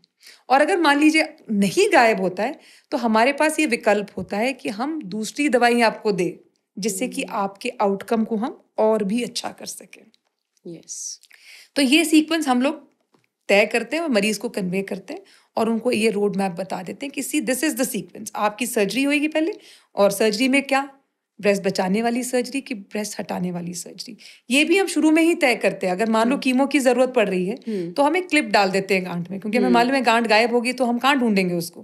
तो क्लिप की सहायता से हम ब्रेस्ट बचाने वाला ऑपरेशन तब भी कर सकते हैं। और अगर सर्जरी पहले हो रही है तो हम आपके साथ डिस्कशन करते हैं। हम कई बार MRI भी करते हैं यंग पेशेंट्स में, देखने के लिए कि डिजीज लोकलाइज्ड है कि कहीं ज़्यादा फैली तो नहीं है। और अगर बीमारी ज़्यादा ब्रेस्ट में फैली नहीं हुई तो आप ब्रेस्ट कॉन्जर्वेशन के हकदार है, तो हम आपका ब्रेस्ट बचाएंगे। सिर्फ ब्रेस्ट बचाएंगे नहीं, उसको शेप भी अच्छा करेंगे ऑन्कोप्लास्टिक प्रोसीजर्स से। तो ये सब नई नई चीज़ें जो आई हैं, इससे मरीज को कई बार सर्जरी के बाद आप देखेंगे उनको पता ही नहीं चलेगा कि उसकी सर्जरी हुई है, because that is how you can. So surgery followed by chemotherapy में भी ओल्डर पेशेंट्स में कई बार हम एक टेस्ट करते हैं, एक जीन ऐसे करते हैं, खासकर this is only for ER/PR positive HER2 negative. अगर उसमें हम देखते हैं कि आपका यू आर सूटेबल, आप पोस्ट मेनोपॉजल हैं, और पोस्ट मेनोपॉजल नोड पॉजिटिव में भी हम वो ऐसे करते हैं देखने के लिए कि अगर आपका अच्छा स्कोर है, एक स्कोर जनरेट होता है उस टेस्ट में, अगर अच्छा स्कोर है तो हम आपको कीमोथेरेपी नहीं देंगे, हम सिर्फ आपको हार्मोनल ट्रीटमेंट पे रखेंगे। तो कितनी अच्छी बात है। Yes ma'am. पहले कुछ सालों पहले सबकी कीमोथेरेपी होती थी, लेकिन अब 20% लोग बच जाते हैं कीमोथेरेपी से। तो that is how we sequence treatment. और अगर ब्रेस्ट बचाते हैं तो रेडिएशन मैंडेटरी होता है, आपके पास आएंगे ही आएंगे मरीज। और अगर ब्रेस्ट नहीं बचाया होता है तो कई बार नोड पॉजिटिव डिजीज में हम लोग, नोड मतलब कि बगल की गिल्टी में अगर बीमारी पहुंची हो तो फिर रेडिएशन भी करते हैं। तो ये कॉम्बिनेशन है। कभी भी ब्रेस्ट कैंसर का इलाज किसी एक सिंगल मोडालिटी से नहीं होती, हम कहते हैं multi modality treatment for the best outcomes. Great. So ma'am, कभी कभी आपने ये सिचुएशन में फेस की है कि पेशेंट के पास दोनों ऑप्शन है, BCS भी करा सकता है ब्रेस्ट कंजर्वेशन में और MRM भी करा सकते हैं। तो ये मैं इसलिए बोल रही हूँ क्योंकि मेरे से बहुत से लोग मतलब लाइक ऑनलाइन जाके या इंस्टाग्राम पे आके या फिर व्हाट्सएप के थ्रू पूछते हैं कि मैम हमारे डॉक्टर ने दोनों ऑप्शन दिए, हम कंफ्यूज है कि हम क्या ऑप्ट करें। तो what is your call on that question? तो देखो, अगर आपको वो ऑप्शन दे रहे हैं तो इसका मतलब आप एलिजिबल हो फॉर ब्रेस्ट कंजर्वेशन, तभी दे रहे हैं। लेकिन हमारे देश में अगेन ये भी एक बहुत बड़ी समस्या है। कई बार हम 1 सेंटीमीटर का ट्यूमर है उसमें हम लोग ब्रेस्ट रिमूव कर रहे होते हैं। क्यों? Because it's a patients choice. ये सब चॉइसेस हैं। अगर मैं ब्रेस्ट कंजर्वेशन आपको ऑफर कर रही हूँ या मैस्टेक्टमी यानी कि ब्रेस्ट रिमूवल का ऑप्शन आपके लिए बोल रही हूँ, या फिर ब्रेस्ट रिमूवल विथ रिकंस्ट्रक्शन, मतलब कि उसी समय आपका ब्रेस्ट बनाया जाए आपके टिश्यू से या इम्प्लांट की सहायता से, तो ये सब ऑप्शंस हैं। फाइनल चॉइस तो आपकी है। पर अगर मैं आपको ब्रेस्ट कंजर्वेशन का ऑप्शन दे रही हूँ उसका मतलब वो आपके चॉइसेस में है। अगर मुझे लगता है कि नहीं ये तो बहुत ज़्यादा ब्रेस्ट के अंदर बीमारी है तो हम पहले ही बोल देते हैं आप कंजर्वेशन के सिचुएशन में नहीं हो, हम कंजर्वेशन नहीं कर सकते। तो चॉइस देते हैं तो मरीज को ये भी समझना, चॉइस उन बराबर वालों की ही चॉइस दी जाती है। तो अगर आप ब्रेस्ट कंजर्वेशन करते हो with radiation is equal to breast removal surgery, तो local recurrence rates are similar, दोनों प्रोसीजर्स में कोई अंतर नहीं है। तो फिर खास करके यंग लोग, अब तो यंग और ओल्ड का कुछ नहीं है, मेरी तो एक 85 ईयर ओल्ड माता जी थी, उन्होंने कहा कि भाई जो भी कुछ हो जाए मेरे को तो ब्रेस्ट कंजर्वेशन चाहिए। तो we conserved her, we did not do radiation also, क्योंकि उनका tumour was favourable and she was 85। तो वो कहते हैं ना गुड रिस्क ट्यूमर्स में रेडिएशन की जरूरत नहीं होती ब्रेस्ट कंजर्वेशन के बाद भी। तो हर तरह के वो हैं। और फिर डिसीजन मेकर्स कौन है ये भी समझना बहुत जरूरी है। तो जरूरी नहीं है कि वो महिला ही उसकी मेन प्रोटैगनिस्ट हो। अक्सर ऐसा होता है कि उसके घर वाले ये डिसाइड कर रहे होते हैं। पिताजी, बेटा, पड़ोसी भी हो सकता है जो कहेगा कि नहीं नहीं नहीं निकाल दो, कल को बीमारी वापस आ गई तो, जबकि हमारा साइंस कहता है ब्रेस्ट बचाकर रेडिएशन भी कर दो तो वो ब्रेस्ट हटाने के बराबर होता है उसका आउटकम। राइट। सो मैम, ऐसे कौन से सिम्टम्स हैं जो किसी भी महिला को इग्नोर नहीं करनी चाहिए? सबसे इम्पोर्टेंट और सबसे दुविधाजनक बात जो ब्रेस्ट कैंसर की वो ये है कि पेनलेस लंप होता है। Painless lump is the commonest symptom. तो जहाँ पेन नहीं होता ना, तुमको लगता है कि कुछ नहीं हुई तो चला जाएगा, भाग जाएगा ऐसा। पर लोगों को समझना जरूरी है कि सबसे इम्पोर्टेंट सिम्टम ब्रेस्ट कैंसर का इज अ पेनलेस लंप। दर्द नहीं हो रहा तो पर प्लीज घर पे मत बैठिए। अगर आपने हाल फिलहाल में कोई गांठ नोटिस करा है, डॉक्टर को जरूर दिखाएं। इसके अलावा और भी सिम्टम्स होते हैं, जैसे कि निप्पल से ब्लड का डिस्चार्ज होना अपने आप से, दबा के नहीं। अक्सर लोग दबा के निकालते हैं डिस्चार्ज, फिर आ जाते हैं कि देखो मैं तो डिस्चार्ज हो रहा है। तो मैं उनको यही कहती हूँ कि दबा के तो किसी के भी ब्रेस्ट से डिस्चार्ज निकाला जा सकता है, लेकिन अगर अपने आप से हो रहा है, काफी मात्रा में हो रहा है, हफ्ते में 3 या 4 दिन हो रहा है, तो उसको हम जरूर देखेंगे और सिंगल एक ही जगह से आ रहा है, that is an important symptom. दूसरा हो सकता है कि निप्पल अंदर जा रहा है या ब्रेस्ट की शेप में ही बदलाव आ रहा है। आप देख रहे हो दूसरा ब्रेस्ट तो नीचे की तरफ और ये थोड़ा सा उठा हुआ लग रहा है, या फिर कहीं डिम्पल पड़ रहा है ब्रेस्ट पे। मैं कहती हूँ कि गाल पे डिम्पल ठीक है, ब्रेस्ट पे डिम्पल ठीक नहीं है। Right. और अगर आपका जो ब्रेस्ट की जो चमड़ी है वो ऑरेंज, जो संतरे के छिलके जैसा हो जाए, भगवान ना करे वहां तक पहुंचे, क्योंकि संतरे के छिलके का मतलब है कि थोड़ा सा एडवांस स्टेज है। तो ये सब चीजें हैं जो हमारे पेनलेस लंप के अलावा जो सिम्टम्स हैं जो इग्नोर नहीं करनी चाहिए। राइट। तो मैम, अगर हम रिस्क फैक्टर की बात करें तो वो क्या होते हैं ब्रेस्ट कैंसर के रिस्क फैक्टर? तो जब रिस्क फैक्टर कहते हैं ना, हमेशा ये मैं सोचा करूँ कि एक रिस्क फैक्टर है मेरा, शायद इसीलिए हो गया। जैसे कि ब्रेस्ट फीडिंग के लेके, ब्रेस्ट फीडिंग इज प्रोटेक्टिव। अगर आपने 3 महीने से ज्यादा ब्रेस्ट फीडिंग किया तो उसको प्रोटेक्टिव कहते हैं। लेकिन हमने एक छोटा सा सर्वे किया था अपने 100 पेशेंट्स में, और उसमें हमने देखा 80% of women had breastfed for more than one to 2 years. So that is not the only risk factor. ये risk factor वेस्ट से आया था, जहाँ पे थोड़ा सा ब्रेस्ट फीडिंग को लेके people are hesitant. So that is one of the risk factors. But other than that, the fact that you're a woman is the biggest risk factor. क्योंकि महिला हो और ब्रेस्ट है तो अपने आप में वो एक रिस्क फैक्टर बन जाता है। उसके अलावा there are other risk factors like there are non modifiable risk factors, जैसे कि आपको पीरियड्स कब शुरू होती है और पीरियड्स कब खत्म होती है। जितना ज़्यादा गैप होता है उतना ही वो रिस्क होता है, रिस्क बढ़ता है। इसके अलावा थिंग्स लाइक आपका ओरल कॉन्ट्रासेप्टिव भी थोड़ा, कभी कहते हैं कि ज़्यादा लंबा ले हो तो oral contraceptives can also be a risk factor. External hormone या external hormonal exposure, like hormone replacement therapy, very fashionable in the late 90s। Yes ma'am. फिर अर्ली 2000 पे फिर दिखाया गया कि भाई अगर आप 5 साल से ज़्यादा हार्मोन रिप्लेसमेंट थेरेपी पे रहते हो तो it increases the risk of breast cancer significantly. इसके अलावा what you eat is important. Obesity, obesity is the next epidemic that we are looking at in our country, क्योंकि हमने अपने तौर तरीके बदल के हम वेस्टर्नाइज्ड हो गए, और वेस्टर्न वाले जो है ना वो वेजिटेरियन हो गए। वेजिटेरियन के वो एक और कदम आगे जाएगा, वीगन हो गए। तो हम उनसे वो चीज़ें सीख रहे हैं जो हमें नहीं सीखना चाहिए, और वो हमसे वो चीज़ें सीख रहे हैं और अपना बता रहे हैं। यहाँ तक कि योगा को भी वो अपना बताने लग गए। सो ये चीज़ें हो रही हैं। So we should always value what we have. वो अच्छे थे, वो सारी आदतें अच्छी थी, है ना। एग्री। होम कुक्ड फूड, सही मात्रा में खाना, बहुत ज़्यादा ऑयली फूड्स नहीं खाना, बहुत ज़्यादा प्रिजर्व फूड नहीं खाना। All these are kind of increasing obesity. Obesity क्या होता है? It's a constant state of inflammation. Now inflammation is known to be one of the biggest risk factors of any cancer. वो constant state of inflammation क्या होता है? वो आपके mutation को होने में मददगार बन जाती है, और उससे फिर कैंसर होने का भी रिस्क होता है। तो you should keep good body weight. Physical activity is very important. अभी रिसेंटली एक study, it was presented in the last San Antonio, बड़ा कॉन्फ्रेंस है हम लोगों का, ब्रेस्ट कैंसर का कॉन्फ्रेंस होता है टेक्सास में। उसमें उन्होंने बताया जो वेट ट्रेनिंग करती है, रेजिस्टेंस ट्रेनिंग करती हैं, उनमें there is the outcomes of breast cancer are better. In fact कुछ ट्रीटमेंट से भी ज़्यादा अच्छी हैं। तो so one has to look at these aspects. ये चीज़ें आप बदल सकते हो अपनी ज़िंदगी के बारे में। क्या आप खाते हो, कितना आपका वेट है, आपकी फिजिकल एक्टिविटी का क्या लेवल है, ये सब चीज़ों पे ज़रूर ध्यान देना चाहिए, because these are some modifiable risk factors that you can change. And then again, drinking and smoking. Again, this has become fashionable in our country.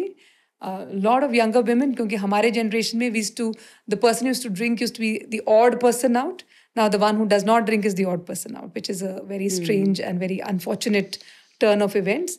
मैं तो कई बार टोक भी देती हूँ, खास करके लड़कियां जब स्मोक कर रही होती हैं, तो मेरी बेटी की माँ करने दो ना, तुम्हें क्या? मैंने बोला नहीं यार, हमें तो करना है। हम तो जाके टोक देते, कई बार सुन भी लेते हैं, कहते हैं आंटी आपको क्या। तो हमें तो कुछ नहीं, क्योंकि मैं तुमको ये एहसास दिलाना चाहती हूँ, जिस उम्र में तुम हो ना, तुम्हें ये एहसास नहीं कि 40 साल पे क्या होगा। और 40 साल पे तुम्हारी फैमिली होगी, तुम्हारे छोटे बच्चे होंगे, फिर वो कहेंगे हमने आंटी हमने तो शादी भी नहीं करनी है ना, हमें बच्चे पैदा करने। Mind your own business. But they are young, they don't realize it. ये सब चीजें चेंज होती रहती हैं, so they say as much, mind your own business. But I tell them, look, I'm a cancer surgeon and I'm absolutely passionate about ensuring that जहाँ भी मैं बोल सकूं, मैं जरूर बोलूंगी। That's why I'm minding my business ना। I'm minding my business of making you aware that you should not. This is also my business है ना। Yes. Okay. अच्छा मैम, एक चीज़ और पूछना था, जैसे कि रिस्क फैक्टर में हम ये पढ़ते थे कि बीइंग अनमैरिड चाइल्ड टाइम पे नहीं करना, ब्रेस्ट फीड नहीं कराना, तो क्या ये मेजर कंट्रीब्यूटरी फैक्टर है या इन्हें इग्नोर किया जा सकता है? मैंने ब्रेस्ट फीड का तो कहा कि yes, but having kids is important early, क्योंकि क्या होता है ना कि you get an oestrogen break आपका उस समय, और अर्ली करना चाहिए, because it has been found that delayed having children late is a risk factor, because your body has not got a break from the estrogen exposure, and that's a good time. And during lactation also there is an estrogen break. So the body is looking for those breaks, and those breaks should happen earlier than later. And if you अगर आप postpone करते हो अपना child birth, that does contribute to an increased risk. Ma'am बहुत major point भी होता जा रहा है ना, आजकल लोग मैरिज नहीं कर रहे हैं, बेबी प्लान नहीं कर रहे हैं तो बहुत लेट कर रहे हैं। बिल्कुल। तो कहीं ना कहीं ये भी सारे additional contributive factors, so one has to balance all that. Yes. So ma'am एक रैपिड फायर राउंड खेलेंगे। अच्छा। और वो मैं इसलिए खेलूंगी क्योंकि ये सारे वो मिथ हैं जो बहुत वायरल हैं, है ना, और लोग उनको सच मान रहे हैं। तो आपको मतलब लाइक ट्रुथ और फॉल्स में रिप्लाई देना है, एंड अगर आपको किसी चीज़ का लगता है कि नहीं ये तो डिस्कस होना चाहिए, तो you can give explanation also. And ये हमारा लास्ट है, मैं आपको ज़्यादा देर तक वेट नहीं कराऊंगी। सो मैम, तो these are few myth about diagnosis and risk. Like only women with the family history get breast cancer. Not true. Okay. Young women don't get breast cancer. They do, like I told you. If I don't have a lump, I can't have breast cancer. There are other methods of presentation also, but yes, lump is the commonest, but there are other without lump, could be the presentation of breast cancer. Other than the lump, nipple discharge, changes in the skin, all of that can be. Men don't get breast cancer. Not true. 1% of all breast cancers happen in men. If I am healthy, I would not get breast cancer. It is good to be healthy, but that is not the only ground. Breast cancer only happen to older women. Not true. 15% of our breast cancers happen in women under the age of 40. Great. So now a treatment related myth. Surgery causes cancer to spread. बिल्कुल ही गलत. Mastectomy is the only treatment option. Not true. We can conserve breasts and we can remove the breasts and make breasts also. Chemotherapy always causes unbearable side effect. I would not say unbearable side effects, no. But now there are a lot of drugs to take care of those side effects. Radiation therapy burn the skin or is very dangerous? Absolutely not. Does not burn the skin. These are only high beam X-rays. Doesn't burn the skin. I thought कि आप कहोगे doctor Rekha, better to explain. You are radiation oncologist. इतना तो हमें भी पता नहीं, तो हम भेजते Actually, ma'am, cancer treatment is always teamwork. Yes, absolutely. If cancer is removed, no further treatment is needed. Cancer treatment is always multimodality. It is not a single treatment ever. Breast cancer treatment always lead to infertility. Not true. People can conceive naturally, but it is a good idea to preserve your fertility before starting treatment. Now, lifestyle and prevention myth. Wearing underwired bra or black bra or tight bras causes cancer. Not true. This is WhatsApp Academy information. Yes. Delete. Deodorants and antiperspirant causes breast cancer. Not true. A lot of studies have been done and it's all come back as negative. Plastic bottles or microwave food lead to breast cancer. I would not say it leads to breast cancer, best avoided. Throw all the plastic in your houses out and replace them with glass or steel. Okay. Stress or trauma causes breast cancer? No conclusive evidence, but I still believe try and keep stress out of your lives as much as possible.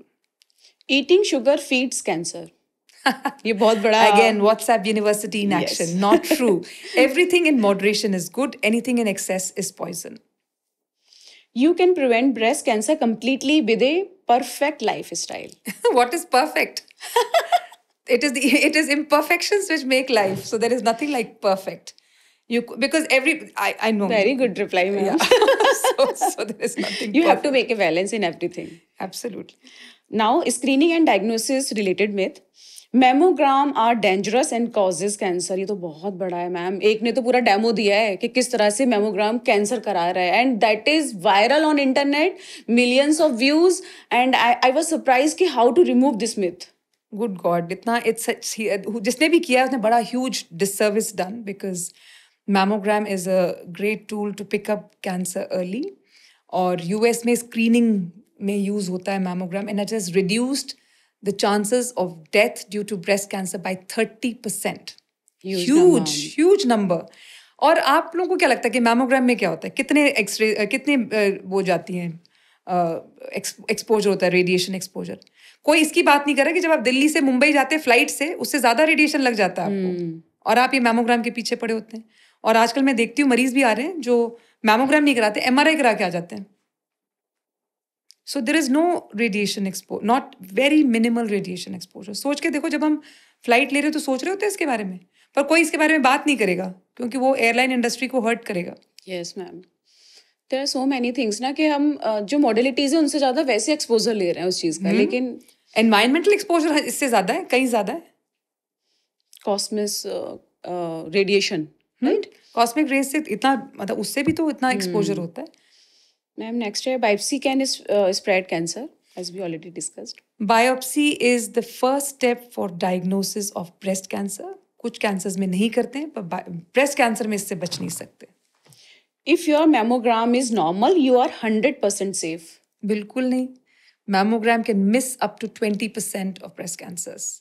खास करके कुछ types होते हैं breast cancer के, जैसे कि lobular carcinomas होते हैं, उसमें ना अल्ट्रासाउंड में कुछ दिखेगा ना मैमोग्राम में कुछ दिखेगा, लेकिन आपको हाथ को लग रहा है तो फिर उसमें MRI करते हैं. तो ऐसा नहीं है कि मैमोग्राम में कुछ नहीं निकला तो कुछ भी नहीं है. Okay. Ultrasound or MRI is better than mammogram for everyone. These are not, a replacement for a mammogram. Mammogram में जो हमें अलग इन्फॉर्मेशन मिलता है, अल्ट्रासाउंड उसके लिए कॉम्प्लीमेंट है, complementary to a mammogram. MRI to be used as a problem solving tool, never as the first investigation. Great. Now, emotional and social myth. A cancer diagnosis means death. ये सबसे बड़ा myth है, क्योंकि हम ये देख देख के मरीज को यही कहते हैं कि more and more women are beating breast cancer. तो ये बिल्कुल बहुत बड़ा मिथ है. ये बिल्कुल सही नहीं है कि अगर किसी को ब्रेस्ट कैंसर हो गया तो death is imminent. Early stage में पकड़ेंगे तो we are absolutely confident that they will do well. Breast cancer always comes back. Not true. Like I said, it depends on the stage at which we catch breast cancer. It depends upon the type of cancer that you have. Type मतलब जैसे बताया ना, ER/PR, HER2, triple negative. तो जो आपके type पे depend करता है और आपके स्टेज पे डिपेंड करता है. Early stage good behaviour cancers do not come back. Okay, ma'am. You can't live a normal life after breast cancer. Not true. You would not feel like a normal woman after mastectomy. So it's a very personal thing. That is not true again. There are some people who are extremely comfortable. They say, I'm okay. मेरे को नहीं चाहिए breast, and especially the older women, they're okay. But we cannot generalize it. There are patients who really hate to look at themselves in the mirror, जिनकी mastectomy हो रखी है. अभी तक मेरे को याद आता है एक पेशेंट है जो मेरी उसको उसका हमने कॉन्जर्वेशन, मतलब वो कॉन्जर्वेशन चाहती थी लेकिन नहीं हो पाया और उसका हमें मैस्टेक्टमी करना पड़ा. But she is still very uncomfortable. So this is a very personal thing. This is a body image issue, and if they do have something like that, then they should consider reconstruction. Okay. After mastectomy मतलब कितने gap के बाद they should consider reconstruction? तो reconstruction या तो हम immediate तौर पे कर सकते हैं या डिलेड तौर पे कर सकते हैं. डिलेड हम कहते हैं अगर सपोज रेडिएशन लगाए मरीज को, तो हम कहते हैं 6 महीने साल बाद आप कर सकते हो. Okay, great. Telling people about your cancer bring shame. Absolutely not. What is it? Is a disease. आज मेरे को हुआ, हो सकता है, भगवान ना करे आपको भी हो सकता है. बिल्कुल, कैंसर तो किसी को भी हो सकता है. Disease, completely agree. People would not marry if you have a history of breast cancer. Again, this is a society issue, and it is true that people have a problem. There is a patient of mine, triple negative breast cancer, 2010 में हुआ, फिर 2017 में दोबारा हो. तब भी मैंने उसको कहा था कि अपना जेनेटिक टेस्टिंग कराओ. वो कहती मैं नहीं कराऊंगी. अगर वो पॉजिटिव आ गया ना, अब मेरी बेटी है 25 साल की, उसकी शादी होनी है. अगर उसमें कुछ पॉजिटिव आ गया तो उसकी शादी नहीं हो पाएगी. So true. Once treatment is over, everything goes back to normal. I always say better than normal, क्योंकि मुझे लगता है कि अगर हम अपने आप को उस राह पर डटे रहें और अपने आप को आगे बढ़ाते रहें, अपने इसको एक बुरे सपने की तरह भूल जाए या एक रोड ब्लॉक की तरह भूल जाए. भूलना आसान नहीं होता, मैं नहीं कह रही कि भूल सकते हैं, लेकिन आगे देखो तो फिर आपकी जिंदगी नॉर्मल से भी बेटर होगी. मैंने बताया था ना, Yes, जो घर के अंदर रहती थी वो बाहर निकल के बहुत सारी चीजें कर रही हैं. That is what is our aim. Follow-up is not important if I feel fine. Not true. You may feel fine, but follow-up is a method of assessment. क्योंकि हाथ लगा के देखना, कुछ टेस्ट करना, उससे हमारे को एक आइडिया मिलता रहता है कि सब ठीक है, क्योंकि हम उस पॉइंट पे नहीं मिलना चाहते आपसे जब चीजें हाथ से निकल जाएं. You can't exercise or lift weight after surgery. You can. हम लोग तो अगले दिन ही एक्सरसाइजेस शुरू कर देते हैं. और ग्रेडेड वेट लिफ्टिंग होनी चाहिए. ये नहीं कि एसिमेट्रिक वेट्स उठा रहे हैं तो उसमें फिर बाजू के स्वेलिंग का रिस्क पड़ जाता है, खासकर उन लोगों में जिनमें कि बगल की सारी गिल्टियां निकाली गई हैं. लेकिन आजकल हम सेंटिनल लिम्फ नोड बायोप्सी करते हैं जिसमें रिस्क लिम्फेडीमा का बहुत कम होता है, लेस देन 5%. तो उन लोगों में वेट लिफ्टिंग, एक्सरसाइज सब कुछ कर सकते हो आप. अगला क्वेश्चन बहुत इंटरेस्टिंग है मैम. Reconstruction is unsafe. मैं तो रिकंस्ट्रक्शन की बहुत बड़ी प्रोपोनेंट हूँ. मुझे लगता है कि महिला अपने आप को इनकम्प्लीट क्यों समझे. तो रिकंस्ट्रक्शन एक बहुत अच्छा टूल है. और रिकंस्ट्रक्शन का मतलब ये नहीं कि हर बारी इम्प्लांट लगा के रिकंस्ट्रक्शन होता. आपके अपने टिश्यू से बनाई जा सकती है. और आपके अपने टिश्यू से बनाए तो वो आपके ऑपोजिट ब्रेस्ट की तरह ही एज करता है. अगर वो नीचे ढलक रहा है तो दूसरा भी उसी स्पीड से जाता है. लेकिन जब इम्प्लांट करते तो लगता है कि हाँ वो यंग रह जाता है, एक साइड का ब्रेस्ट जो होता है वो यंग रहता है. लेकिन ये बिल्कुल सच नहीं है. ये तो आपके लिए सबसे मेजर कॉन्फिडेंस बूस्टर है अगर आप रिकंस्ट्रक्शन का रास्ता अपनाना चाहते हैं. और जो अच्छा करते हैं इस चीज़ को, जो आपके अपने टिश्यू से बनाते हैं, वो बहुत अच्छा बनाते हैं. तो ये एक अगेन हमारे सेंटर पे we have reconstructive breast reconstructive surgeon. तो अगर आप वैसे छानबीन तो आपको लगे कि प्लास्टिक सर्जन बहुत चीजों के बीच में ब्रेस्ट रिकंस्ट्रक्शन कर रहा है, लेकिन हमारे पास एक्सक्लूसिव ब्रेस्ट रिकंस्ट्रक्टिव सर्जन होंगे जो कि बहुत अच्छा काम करते हैं. ओके मैम, लास्ट मिथ है कि silicon breast prosthesis causes cancer. Breast prosthesis समझना जरूरी है. देखिए सिलिकॉन जो हम लोग रिकंस्ट्रक्शन में यूज करते हैं, जो अंदर लगाते हैं, वो भी सिलिकॉन का ही शेल होता है और उसके अंदर जेल और समटाइम्स सेलाइन वाला डुअल वाला भी होता है. तो बीच में क्या अभी भी चल रहा है, वो एक टाइप का इम्प्लांट आया था जिसमें कि समथिंग कॉल्ड लिम्फोमा, ALBCL बोलते हैं, एनाप्लास्टिक लिम्फोमा हो रहा था. बहुत कम, बहुत दूर दराज, ऐसा नहीं कि बहुत फ्रीक्वेंटली. अभी रिपोर्टेड केसेस मेरे ख्याल से 1000 से ज्यादा नहीं है दुनिया भर में. बहुत कम होता है. लेकिन एक ये नया कॉन्सेप्ट आया तो, पर अब वो क्या है कि वो टेक्सचर्ड इम्प्लांट्स के साथ ज्यादा हो रहा था, जिसमें वो क्रिप्ट्स होती हैं, वो कॉन्स्टेंट इन्फ्लेमेशन होता है, तो उनमें हो रहा था. जो स्मूथ इम्प्लांट्स है उसमें ये प्रॉब्लम नहीं है. तो ना वो चेंज कर दिया, लोग जो इम्प्लांट्स यूज करते हैं तो वो स्मूथ इम्प्लांट्स यूज करें, तो इसका रिस्क बहुत ज्यादा नहीं है. बाहर से रखे हुए silicone implants, no problem, there is no problem. Great. I think ma'am आपने बहुत ही अच्छा इन्फॉर्मेशन सभी को दिया है. मैं चाहूँगी, सभी से रिक्वेस्ट करूँगी कि प्लीज़ ज़्यादा से ज़्यादा शेयर करो. एटलीस्ट हर घर में ये पॉडकास्ट जाना चाहिए मैम का जो इन्फॉर्मेशन है, क्योंकि यू नेवर नो कि आपके एक शेयर से किसकी लाइफ बच जाए. क्योंकि आजकल तो मैम जैसे आपने बोला कि पहले नहीं पता चलता था, हार्डली हाथ उठते थे अगर आप पूछते थे किसी के ब्रेस्ट कैंसर पेशेंट से काउंटर हुआ है, इंटरेक्शन हुआ है, नहीं हुआ. बट आजकल बहुत लोग बोलते हैं, आसपास ही बता देते हैं कि हाँ वहाँ ट्रीटमेंट चलो. तो मतलब इट्स वेरी, मतलब लाइक राइजिंग ट्रेन. और अवेयरनेस ऐसे ही जाएगा जब हमारे बहुत ही एजुकेटेड रिनाउंड ऑथेंटिकेटेड इन्फॉर्मेशन देने वाले वेरी गुड डॉक्टर्स ये इन्फॉर्मेशन दें और वो लोगों तक जाए, वरना तो ऐसे ही मिथ बने रहेंगे, जो कि आज मैम ने सारे मिथ डिबंक किए हैं, जो बहुत से लोग अभी भी फैक्ट समझते थे। तो thank you so much ma'am. बस लास्ट में मैं आपसे यही रिक्वेस्ट करूंगी कि टेक होम मैसेज दे दीजिए जो भी ये पॉडकास्ट देखेंगे उन लोगों के लिए। Thank you so much. अपने शरीर के बारे में जागरूक रहिए। आपका शरीर आपको ज़रूर वो अलार्म बेल्स भेजता है, लेकिन आपको सुनना ज़रूरी है। और ब्रेस्ट सेल्फ एग्जामिनेशन, मैं इसको एम्फेसाइज कम नहीं कर सकती, क्योंकि आप अपने ब्रेस्ट को हर महीने, जिनको पीरियड्स हो रही हैं वो 1 हफ्ते बाद, और जिनके पीरियड्स बंद हो गए हैं वो एक डेट फिक्स कर लें और उसमें अपने ब्रेस्ट को अच्छी तरह जांचें। उसको जांचने का तरीका है वो हम उसको आप सीख सकते हैं, और वो ज़रूर तरीके से करिए ताकि आपका पूरा ब्रेस्ट कवर हो जाए। तो अपने शरीर के बारे में ज़रूर जागरूक हैं, और अगर आपको कोई नई चीज़ दिखती है तो डॉक्टर के पास जाने से मत हिचकिए। ये आपके लिए लाइफ सेविंग हो सकता है। Thank you so much. Thank you so much. और लास्ट में मैं बस यही कहूँगी कि जब भी किसी की इन्फॉर्मेशन देखिए तो प्लीज़ उसके क्रेडेंशियल चेक कर लेना। Thank you. Thank you so much ma'am.